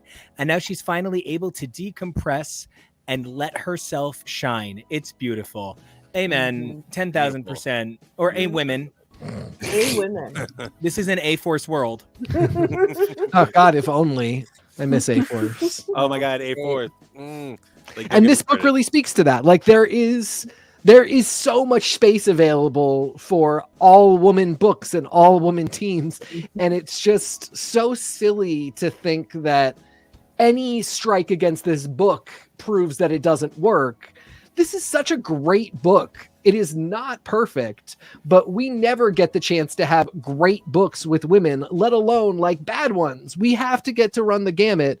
And I just really feel like to me, what was so exciting about this was that it was everything that we just let pass in male dominated comics, but woman dominated. That's it. That's all it was. And it just works so well. Leah Williams knows exactly how to write that. And it wasn't. Oh, go ahead, Nathan. No, go for it. I was just going to say that it was also really great for me that we didn't just get like these four ladies. By bringing them back to Krakoa, we got to see Rogue being a teacher. We got to see the Quiet Council ladies being formed in justice. We got to see them pawing around in the baseball field. Like there's so many more other things that these women characters are doing in these comics that isn't just getting kidnapped, forced to survive, looking like that, but enjoying themselves. We saw Betsy and Rachel. Yeah, we did. Yes. Are they gay? Yeah, they are. They're gay together. It's so the best good. thing. So nice. Yeah. But no, like a huge thing to me was the fact that there was vengeance in the book. Yes. But it wasn't vengeance written by a man. It was vengeance written from a very feminine place, which you don't see often. Like if it was male vengeance, oh yeah, they would have tracked him down. They would have kicked his ass. They would, just beat him bloody within an inch of his life. Feminine revenge, I bought your bar and we are demolishing it. We are shutting your shit down. We are taking away your joy. We are making sure you can never do this to somebody else again. We're going to humiliate you, and then we're going to hand you over to your granddad. And we're going to let every lady that you screwed over be part of it. It's not just me. It's everybody. Oh, I love that. I've watched that episode of Catfish a few times. Back to the granddad point for a quick second. So impressed with Leah Williams for picking up the ball that Aaron has really run with as far as vampires go. Like, even, this is a cool vampire story. It could have just been cool vampires as enemies with no background. But the fact that this really ties into what's going on with vampire culture as built up by Aaron in a way that bolsters the entire Marvel Universe conception of what vampires are doing right now, who the big characters are, and like even little cultural things like asking for a boon. She got every single beat. And this is like a formative story for any vampire lore that's going to come up. And better than Wolverine. Oh, yeah. Yeah. Better. I would have, personally loved if while they're on trial, Boom Boom was like, I will call Elsa on speed dial right now. Don't test me.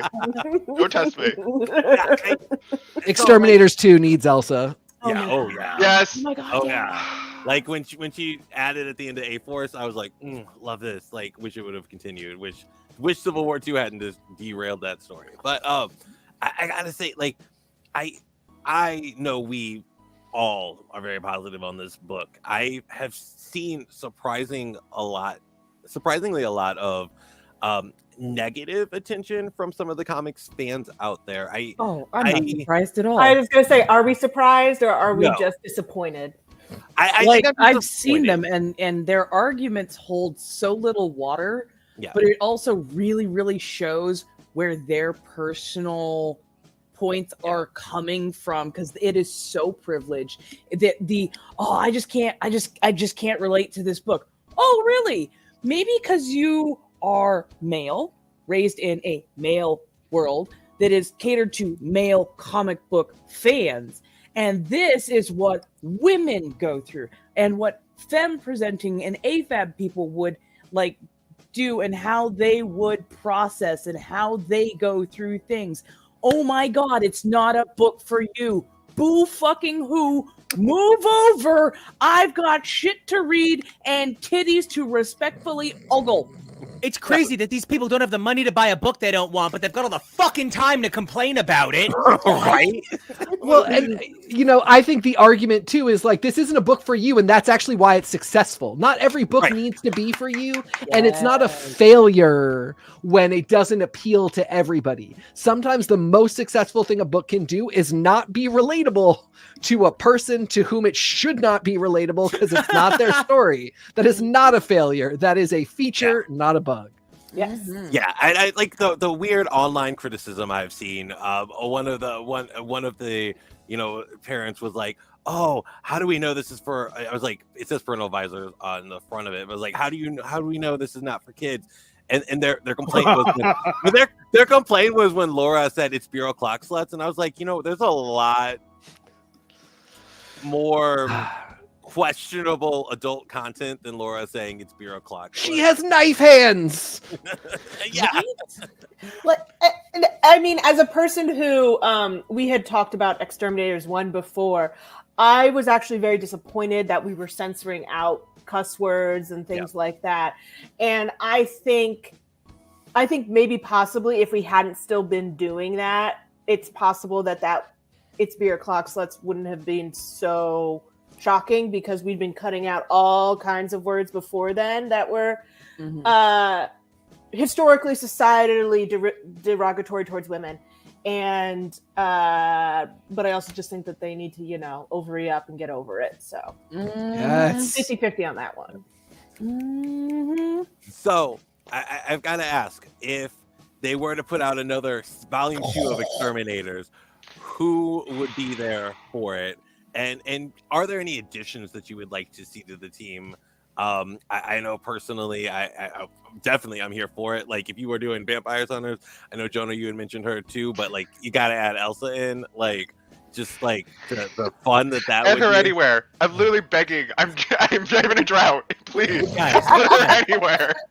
Guys, there's only one woman in the entire Marvel Universe truly unhinged and powerful enough to be a member of the Exterminators. Uh-oh.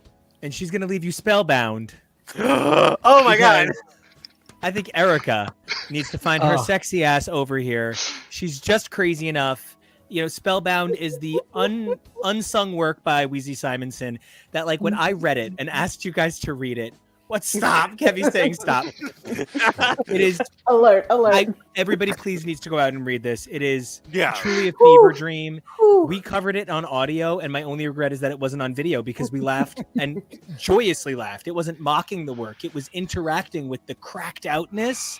And this book had all the same magical cracked outness. And I just I don't know. A joke I make a lot is that I never understood a joke, because I'm making fun of the world, not the situation. But like, I never understood that there was a dearth of female comic writers as a little kid, because I had Weezy Simonson and Ann Nesenti, and there weren't a lot of other names that were, and like June Brigham, and like there weren't a lot of names, or is it Brightman? And now I'm really embarrassed on air. But it's you get used to seeing these names, so you don't process that woman's name, Glynis Oliver, means that she's so uncommon.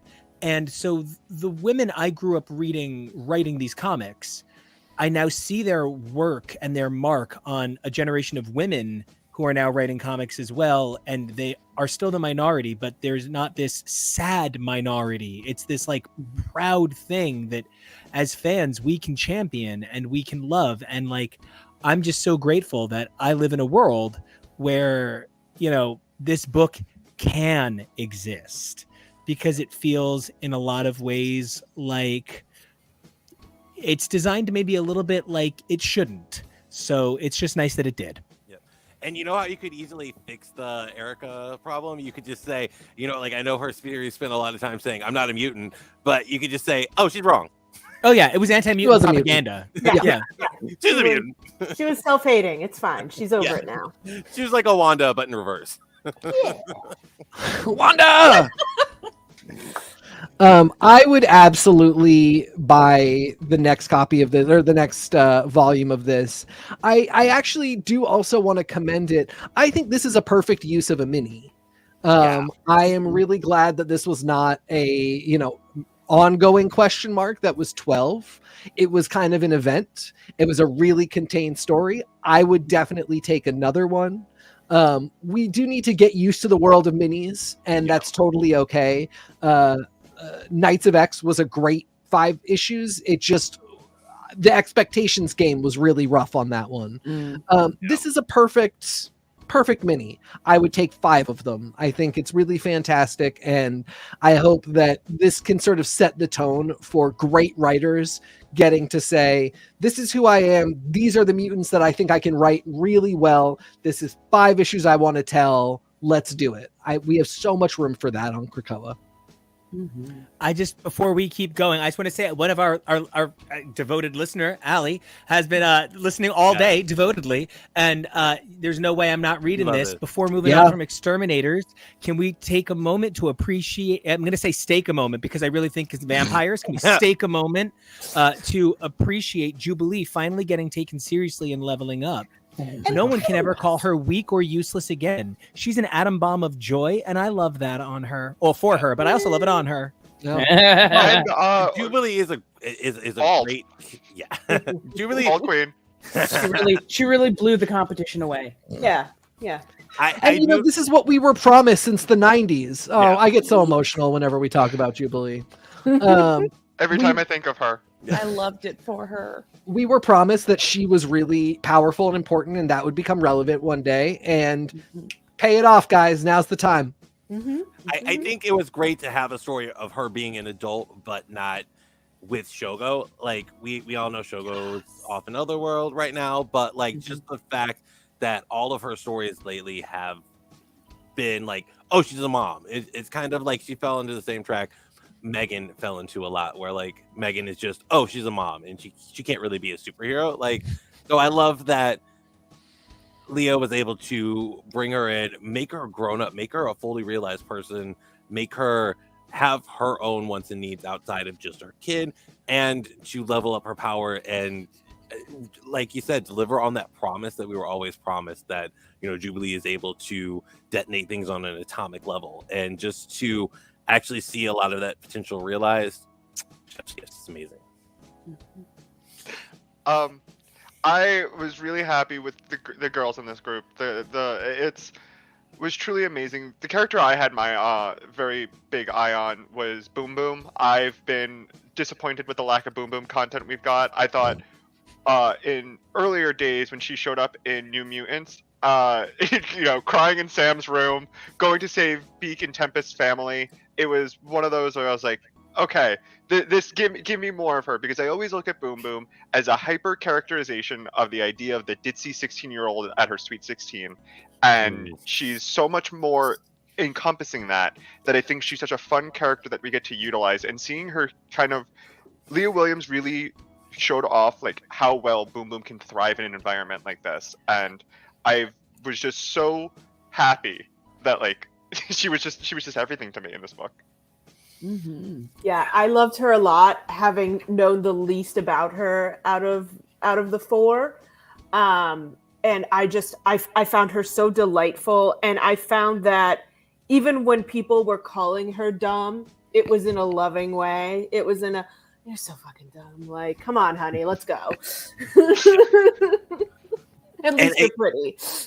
And again, I love how Leo was able to use not only the fun, hyper sexual, hyper drunk version of her, but also bring some of the smarts and intelligence that she does have as a character back into it to again make her a fully 3D character and not just like that one note that sometimes she has been lately where, oh my god, she's a lot of fun, but like she's also fun and sensitive and caring and kind and smart. She's even the though one she who does figures something. out they're in a thing. She's the one who figures out they're in a She's simulation. intelligent. Yes.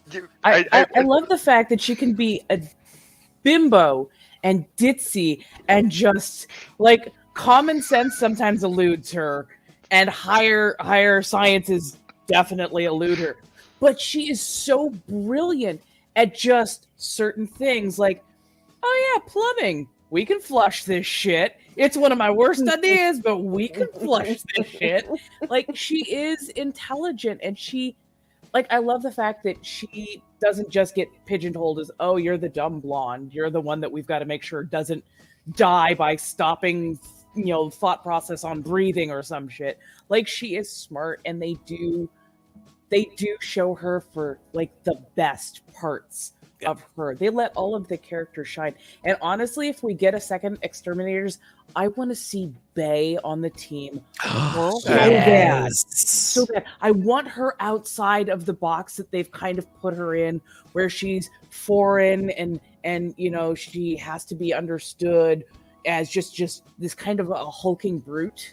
A lot of the time, I want to see her on a girls' night that she doesn't understand, but they bring her in and they help explain to her, yeah, this is a girls' night. This is kind of like what we do and how we have fun. And, you know, and I'd love to see small misunderstandings that turn into like greater respect for each other as femme presenting people. I want to see that so badly. Yeah, this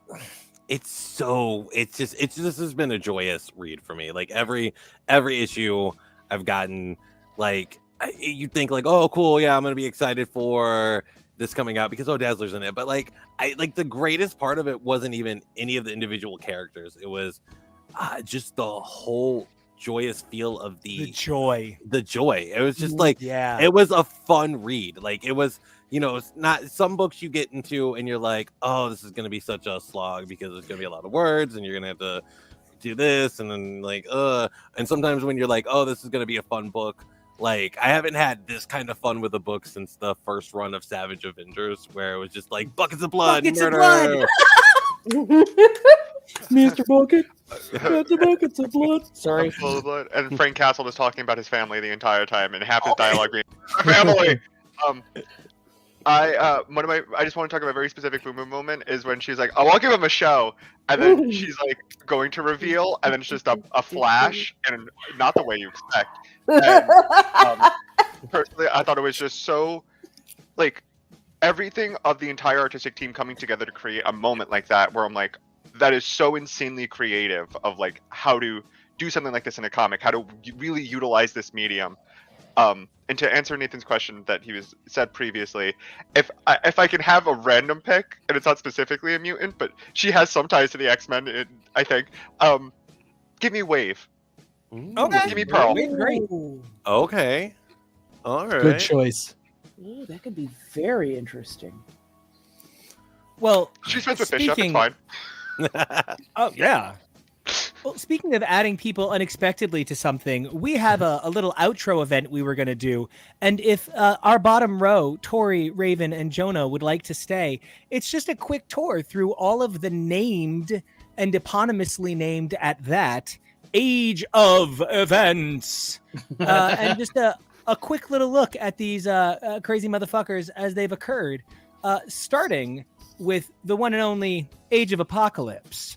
So if Kevo would please bring up that first slide. Now, I can't even tell you how fucking cool Kevo's graphics are. I love that he was able to get these hardcovers together for this graphic.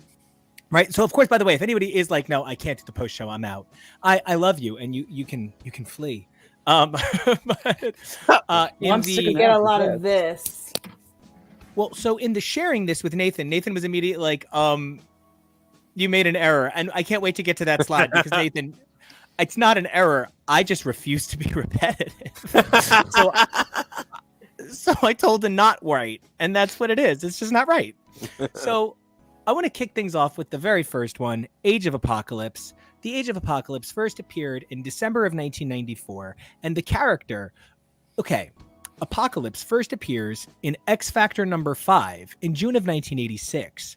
However, it has since been revealed that the Marvel graphic novel number 17 from October of 1985 features a character who was later retconned to be Apocalypse. So technically, in the way that you want to count, Kang and Immortus as one person in some ways, this is their first appearance as a single being.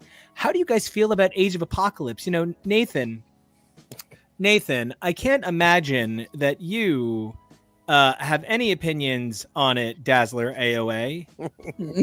No, none at all. I never read the event. No. Okay, so to me, this is probably my formative event for comics. It's right at about the time I started knowing enough about what was going on in the books to actually follow a line-wide event, and be able to be oh my god, this is so cool, this is so different, yada yada yada. It really established my love for AU events. Going back and rereading through X-Men as you find them, however you find them. I was able to pick up a copy of Days of Future Past, and I was this is so great, and it built upon the love of that. And I've always been drawn to dark AUs like that, in Star Trek, Yesterday's Enterprise is probably one of my favorite episodes, just because the weird Tasha Yar comes back and she's not dead episode, but they're in the big war. So I love those types of things, and I think this really started my love of that. Now, how about the rest of you? Do the rest of you have any relationship with AOA or Apocalypse? I know we've already gotten earlier presenting hottie Arturo said Blue Dad forever, and of course now chat staple Ali Galactic rang in with always more Blue Dad. So how about the rest of you? Blue Dad's Bad World. How do you guys feel about AOA and the A himself? This was definitely a formative event for me. And I had gotten into comic books only 3 years before AOA came out. So yes, I was alive when those things were coming out.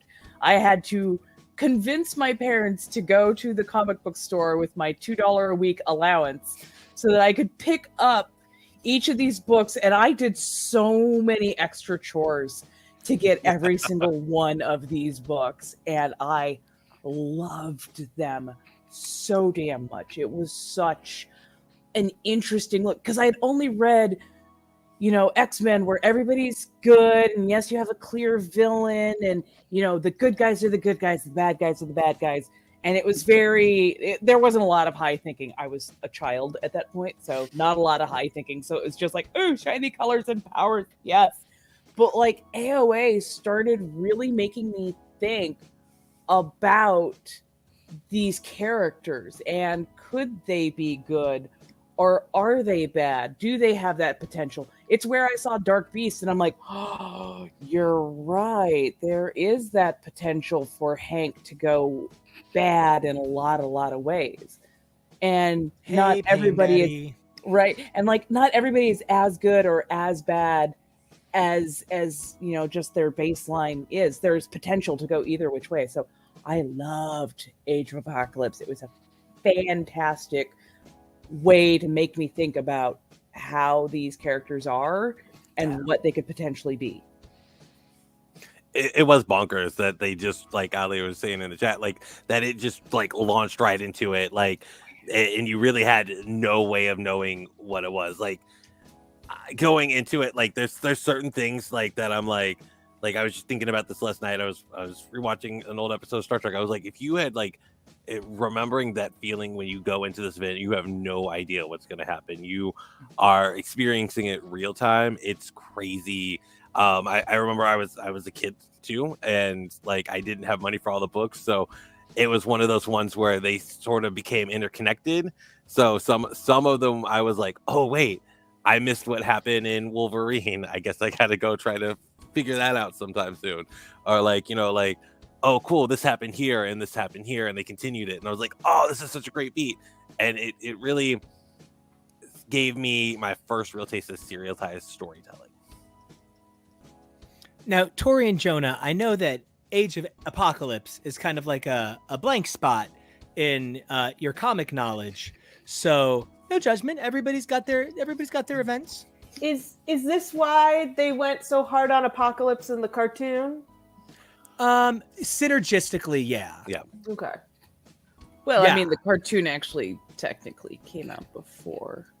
Yeah, Yeah. didn't the One Yeah. Man's Worth come out before Age of Apocalypse? So it kind of Yes. like Yeah, so X-Men originally came out in 1991, if I'm not mistaken. Right, but the Um, later seasons had the whole thing. Yeah, they did a lot of pivoting from what was in the comic books versus what was on the series, the cartoon series.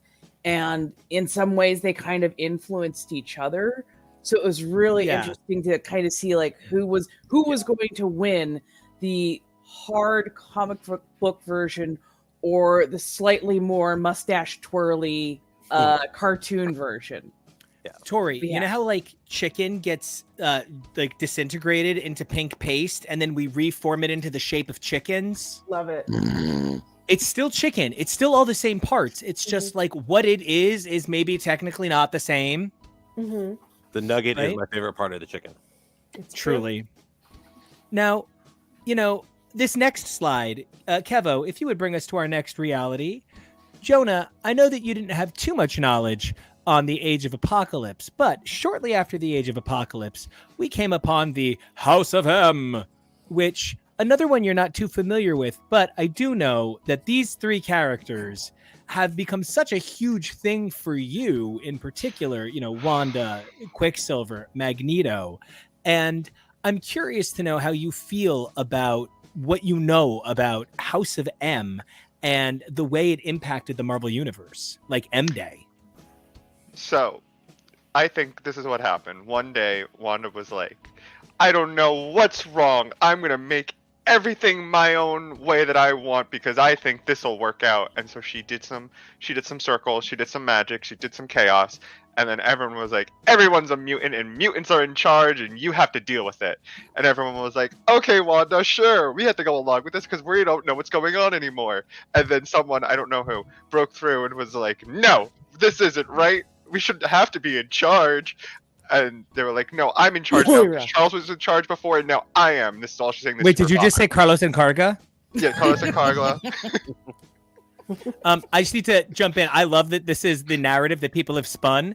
Quicksilver caused the House of M using his sister. Oh. So Quicksilver was like, Yeah. I'm going to do this real quick. That's his catchphrase. I'm going to do this real Do you quick. do you guys hear the slander on my poor girl? Do you hear the slander on my poor woman? Yeah. Well, it's, Way to take there are away her times it's not her agency. fault. Well, There's it times all I feel like it is. it all started when somebody decided, hey, let's disassemble the Avengers and ruin Wanda as a character. And then And we've And been trying to then- undo the damage ever since. yeah.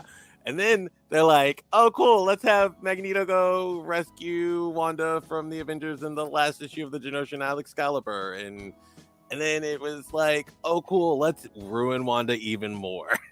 Like, And then she banged Doom. yeah. Yeah, no more The mutants. amount of Wanda I would. slander, like seriously. My poor girl. Really? Is she no longer a mutant? Is that what I was reading when I No. was hysterically trying to figure out who their mother was? Okay. I just don't accept it. She's a mutant. Quicksilver's Yeah. a mutant. They're So- confused in the X office. It's fine. Yes, they so are. she's technically not a mutant, but like Fight me. personally, I think she just used her powers to make herself not a mutant and create a family that existed not before.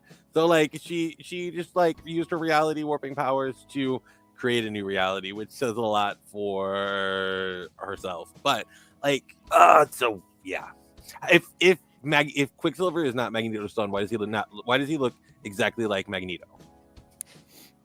I have to imagine it's the same plastic surgeon that is responsible for every one of these characters who had to have served in World War II, still looking fucking super zaddy all the time.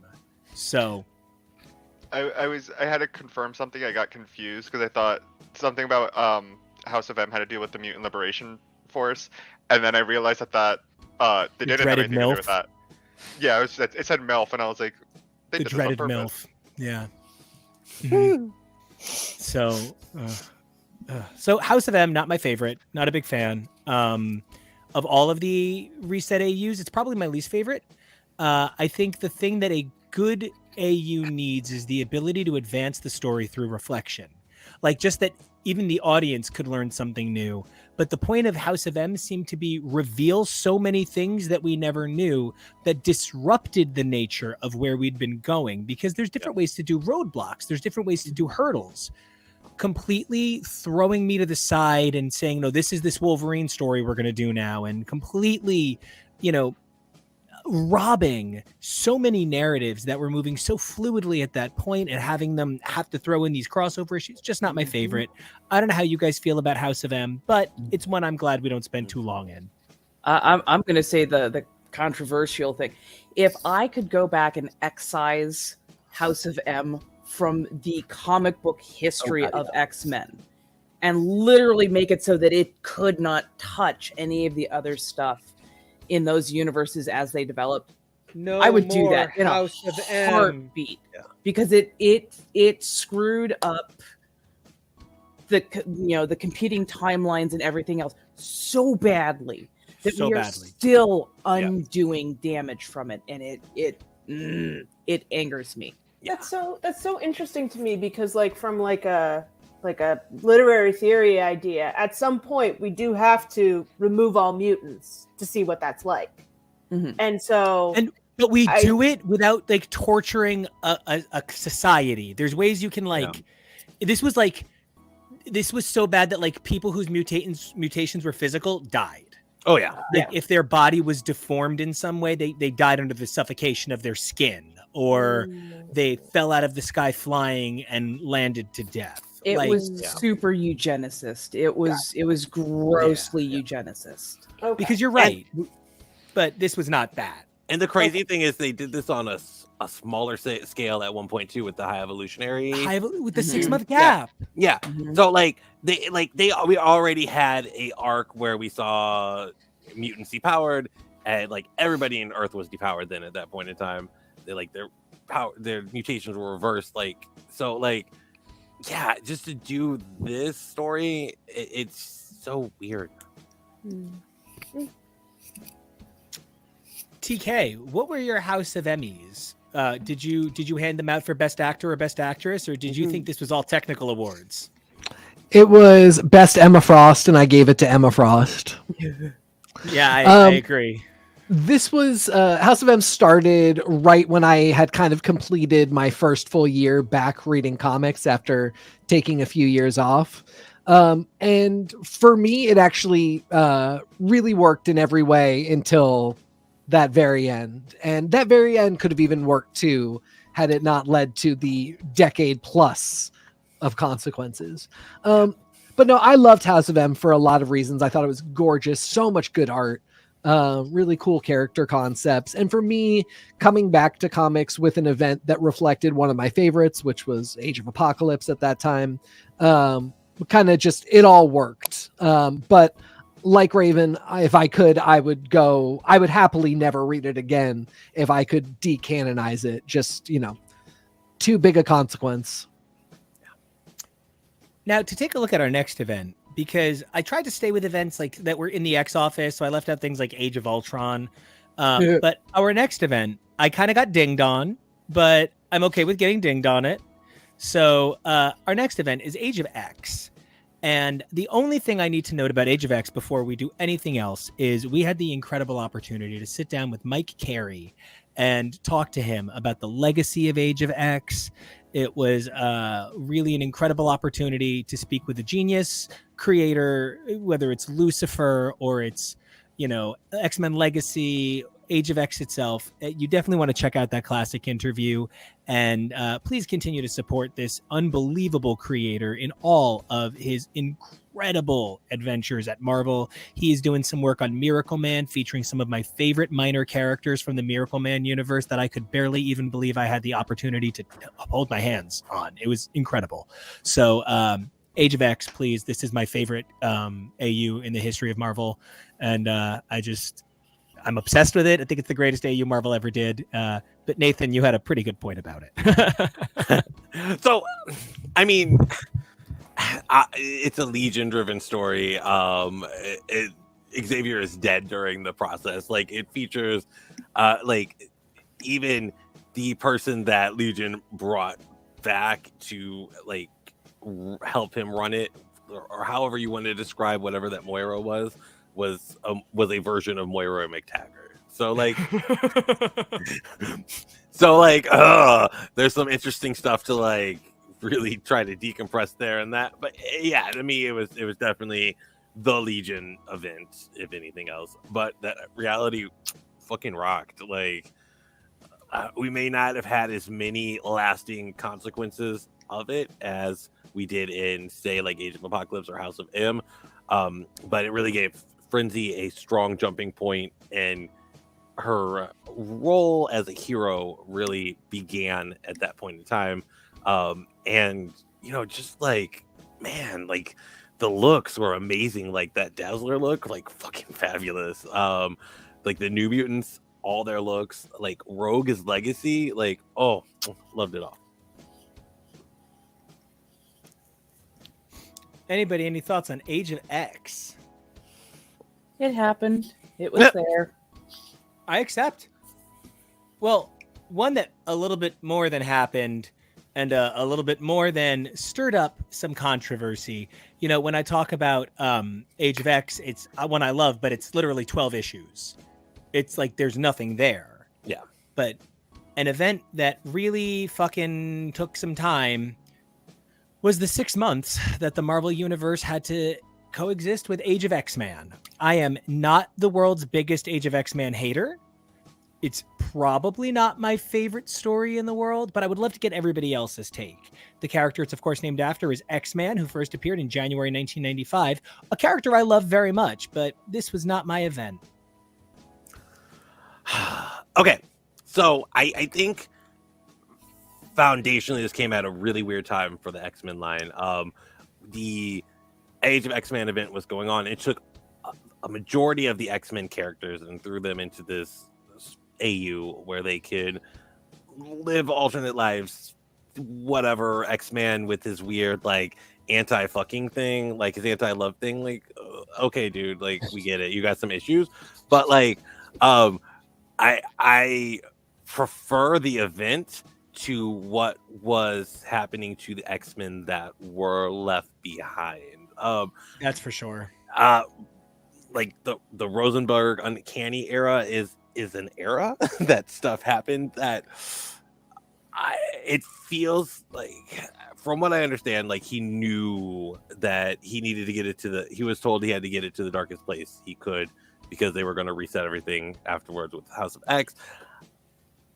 I can give some credit to it. I like some of the story beats. The overall, there was no hope in the Rosencanny, whereas in Age of X-Men, we at least got a lot of hope. We got some fun AU stuff. I got to see Nightcrawler and Megan be together. Fuck yeah. And we got a lot of our current stable of favorite X writers out of those events. We Williams did Extremis, Vita Ayala, they did Prisoner X, so it really sort of introduced us to a lot of the writers of the Krakoan era, or shapers of the Krakoan era, in their own way. To that point, I also want to mention that Vita Ayala got to create a number of unique mutants for Age of X-Men. A lot of them were queer, they were trans, they were not straight cis white people. And it was so cool to see those. And at the time I thought, oh, how great they got 4 issues to make these cool characters and they'll be beloved fondly. Vita managed to put all of them on Krakoa, basically. Yep. I have to go Amazing. through the whole list, but these characters are now mainline continuity. And it was funny because there was a point at which Nico was asking me to include a couple characters that were not just straight cis people. And based on what we were doing, I was like, I don't know if anybody fits that mold. And I was kind of looking through and it was like, oh, that's right. That character who was in the prison at the time. Oh, right. Oh, these people all have been in New Mutants. Yep. These people have been all over. So for as problematic as Age of X-Man is, 2 things. One, we now know that we were getting Krakoa afterwards. So I now look back on it so fondly because it is sort of that last door, the last exit before we get to go to Krakoa. And now, given that you can have a little more fun with what was there, I don't feel like Nate's motivations or anything were my favorite. I have a lot of opinions about X-Men. We'll set those aside for now. But if nothing else, if you hate it completely and just don't have anything good to say, the one good thing that you really can say with confidence is, as Nathan mentioned, some really great writers got their start and got to plant their flag in the X universe there. And as a really fantastic example, Vita Ayala used that time to give us so many characters that really moved the representation bar to a new level. I don't know that we see it that way all the time, but it is there. Yep. Well, that brings us to our last event. And for this, I need our bottom row to sound off for sure. What are you guys most looking forward to from the Sins of Sinister? And then please give your sign off, say a fond farewell, and then the show's going to say goodbye because it's been on all day and I'm tired. So we're not really, I could do this all day, but we have to eat. So everybody, tell me, how are you feeling about Sins of Sinister? Tori, you just really need to tell me what you're expecting to get yanked in against your will on. Well, I don't know any of those Sinister characters, so I'm gonna guess if there's a lady one that has her own time, that's probably the one I'll be reading. So her name is Mother Righteous. She's a magical religious Sinister, and she does magic things with psychic space with Margali Zardos. I was also gonna say Storm in the Brotherhood might be a really good space for Tori to weigh in. Oh yeah. So I don't go there. I don't know them. But I'm sure it's going to be a lot of fun because who doesn't love things with alliteration? What? New Sinister? Who dis? Hey, Tori, where can everybody find you? You can find me on the Twitters at Tori_Sheehan, on Instagram at SMTori, and all over your socials on the Billy Club with my good buds Nico and our producer Kevo. And I love being there. Ali Galactic said all she wants from Sin of Sinister is Rasputin 4 joining the 616 and getting a spot in a monthly X book going forward. Agreed. To God Sinister's ears. Raven, how about you? Where does your heart lie in the Sins of Sinister spectacle that stands before us? I'm because of the Moira engine, I'm really hoping that somehow a lot of the past sins, past books that are or arcs that were just are gonna somehow be kind of retconned to have less impact on our current state. And just like it was said, I really hope they bring in some of the the fan favorite characters who were fantastic in other storylines, but really didn't maybe get the chance to shine. Rasputin would be a great example of that. I would really, really love for them to come into the 616 and have more of a permanent spot on a book with more interaction, because they are fantastically interesting, but I don't feel like they've really been given enough of a spot where they could shine in the universe itself. I'm so sorry I lost the last 2 words that you said because I accidentally unplugged my headphones, but what you're looking like has the cadence of completion. So I'm going to ask you for your amazing sign off so everybody can find your incredible self. I'm sorry. So let's see. The best way to find me is Sanguine Threads. You'll find me all over the place. And I just started a new TikTok channel that is going to be storytelling specific for my ADHD, which is In a Bathory. Well, That's amazing, and we can't wait to check you out there. And Jonah, Jojo, Yes. talk to me. Talk to me about the sinning sinisters. I can't even speak. Talk about Mr. Cinnamon. How do you feel about the sins of Mr. Cinnamon? Yeah, Cinnamon Toast Crunch, one of my favorite cereals. I am looking captain. forward to my captain. I'm looking forward to one. I need more Secrets of Sinister. I need more gossip. I need more of these like little magazines. Give me a full magazine of Sinister just revealing juicy details now that he currently runs the earth apparently. That's number one. I need more of those. Number two, I'm hoping for an all-out war between all four factions. Just give me a big ol'. Everyone just goes in the middle. Everyone just starts fighting. It's that big cartoon cloud. You see fists. You see all these different things flying out of everywhere until there stands one Sinister. And then in that moment, I hope it's what we know as Sinister, Diamond Sinister. I'll call him Diamond Sinister. And I hope right in that moment, someone kills one of his Moiras and it resets everything. I love it. And Jojo, where can everybody find you on the interwebs? If you want to find me, talk to me, do anything you want, you can follow me over on Twitter and Instagram at PeakJonah. You guys hear that? Jonah will let you do anything you want. Just contact him. No. And so, Wow. So that brings us to our hosts, who, of course, we've talked about what we talked about what we're looking for from the Sins of Sinister a good couple of times now. And that leaves just one person who hasn't said what they're looking for out of Sins of Sinister. Hey, producer Kevo, I got to know, buddy, what are you looking for from the Sins of Sinister, seeing as you're going to be producing this fucking thing? Honestly, I am not paying a super lot of attention to this one. Sinister's not my jam. And I get where like he's some people's jam, but not about it. I'm more interested in the rest of the upcoming docket of events. We have Fall of X coming up, I think, in a few months, and something like that definitely has my attention more than Sins of Sinister. I hope everyone comes out alive, and I hope everyone has a good time. I hope it's neat. So the thing you're looking for is the end.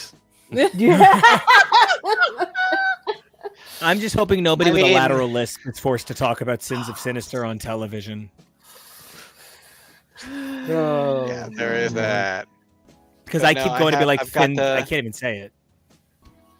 I've got this duder. Yeah. I've got all this stuff coming up. Goodness. So Sins of Sinister, Yeah. Summer of Symbiotes. Oh. Fall of about that. Vengeance. we have to get through this Cold War, What? and then we should have a pretty hot summer. And so that'll be fun. So yeah, in essence, TK, yeah, I'm looking forward to the ending. I Sorry. get you. I really do. I respect But it it's so like we much. said. It's like you said during Exterminators. Not everything is for everyone, and I'm not like end it, make it over. I'm just like, it'll be over. It's like the seasons or the weather. I'm patient. I've got stuff I'm more interested in coming up, and that's the way that you should approach these things. No, that's Well, valid. I'm going to say my sign off so we can get this motherfucker on the road. And I am Nico Action. You can find me at NICOACTION on Twitter and Instagram. And you can, of course, find X's for Show at xsforshow.com. It's still X's for Podcast a few places, but we're making those changes. You can find us at X's for Show on YouTube, which you're already doing if you're watching this. But if you're listening to the podcast, please don't forget to like and subscribe to the YouTube channel and these amazing gentlemen on either side of me. I'm going to start with Nathan and then go over to TK. Nathan, where can everybody find you on the interwebs? You can find me at Dazzler OA, mainly Twitter, but like anywhere that I know of that there's a social, I've tried to set it up as Dazzler AOA. So yay! So it's been great. Like I just hope the Moira engines finally are like destroyed after this. Like I hope we're not living under the threat of constant reality reset. And actually, real quick, TK, before you go, Allie, where can everybody find you online? Since you've been such a part of this discussion, if you want to type in your socials right into the chat, I'll pop it right up on there so everybody can follow you for your kick-ass opinions. And TK, please, amazing TK, where can everybody find you in all of your amazing TK-ness? You can find me on any social at xnatexgrayx. Well, until we come back to share more amazing Marvel comics with you, keep those mutant lights lit, those Krakoan gateways open. Remember, I'm hoping for at least one of Sinister's suits to be from Men's Warehouse. And until then, we'll see you. Oh, wait, we got Allie. Allie says, over there someplace, and then says, Allie Galactic. Nice. Nice. Please follow all of the amazing hosts you've seen here and have a great night. Bye. Okay. Enjoy the Super Bowls. Oh, Get right. those superb owls. Yay, superb owls. Owls out of here. Go Owls. Owls. Have a fun Go big Owls. game. I don't know which side I'm on. For or against the Owls. It doesn't matter. Very pro who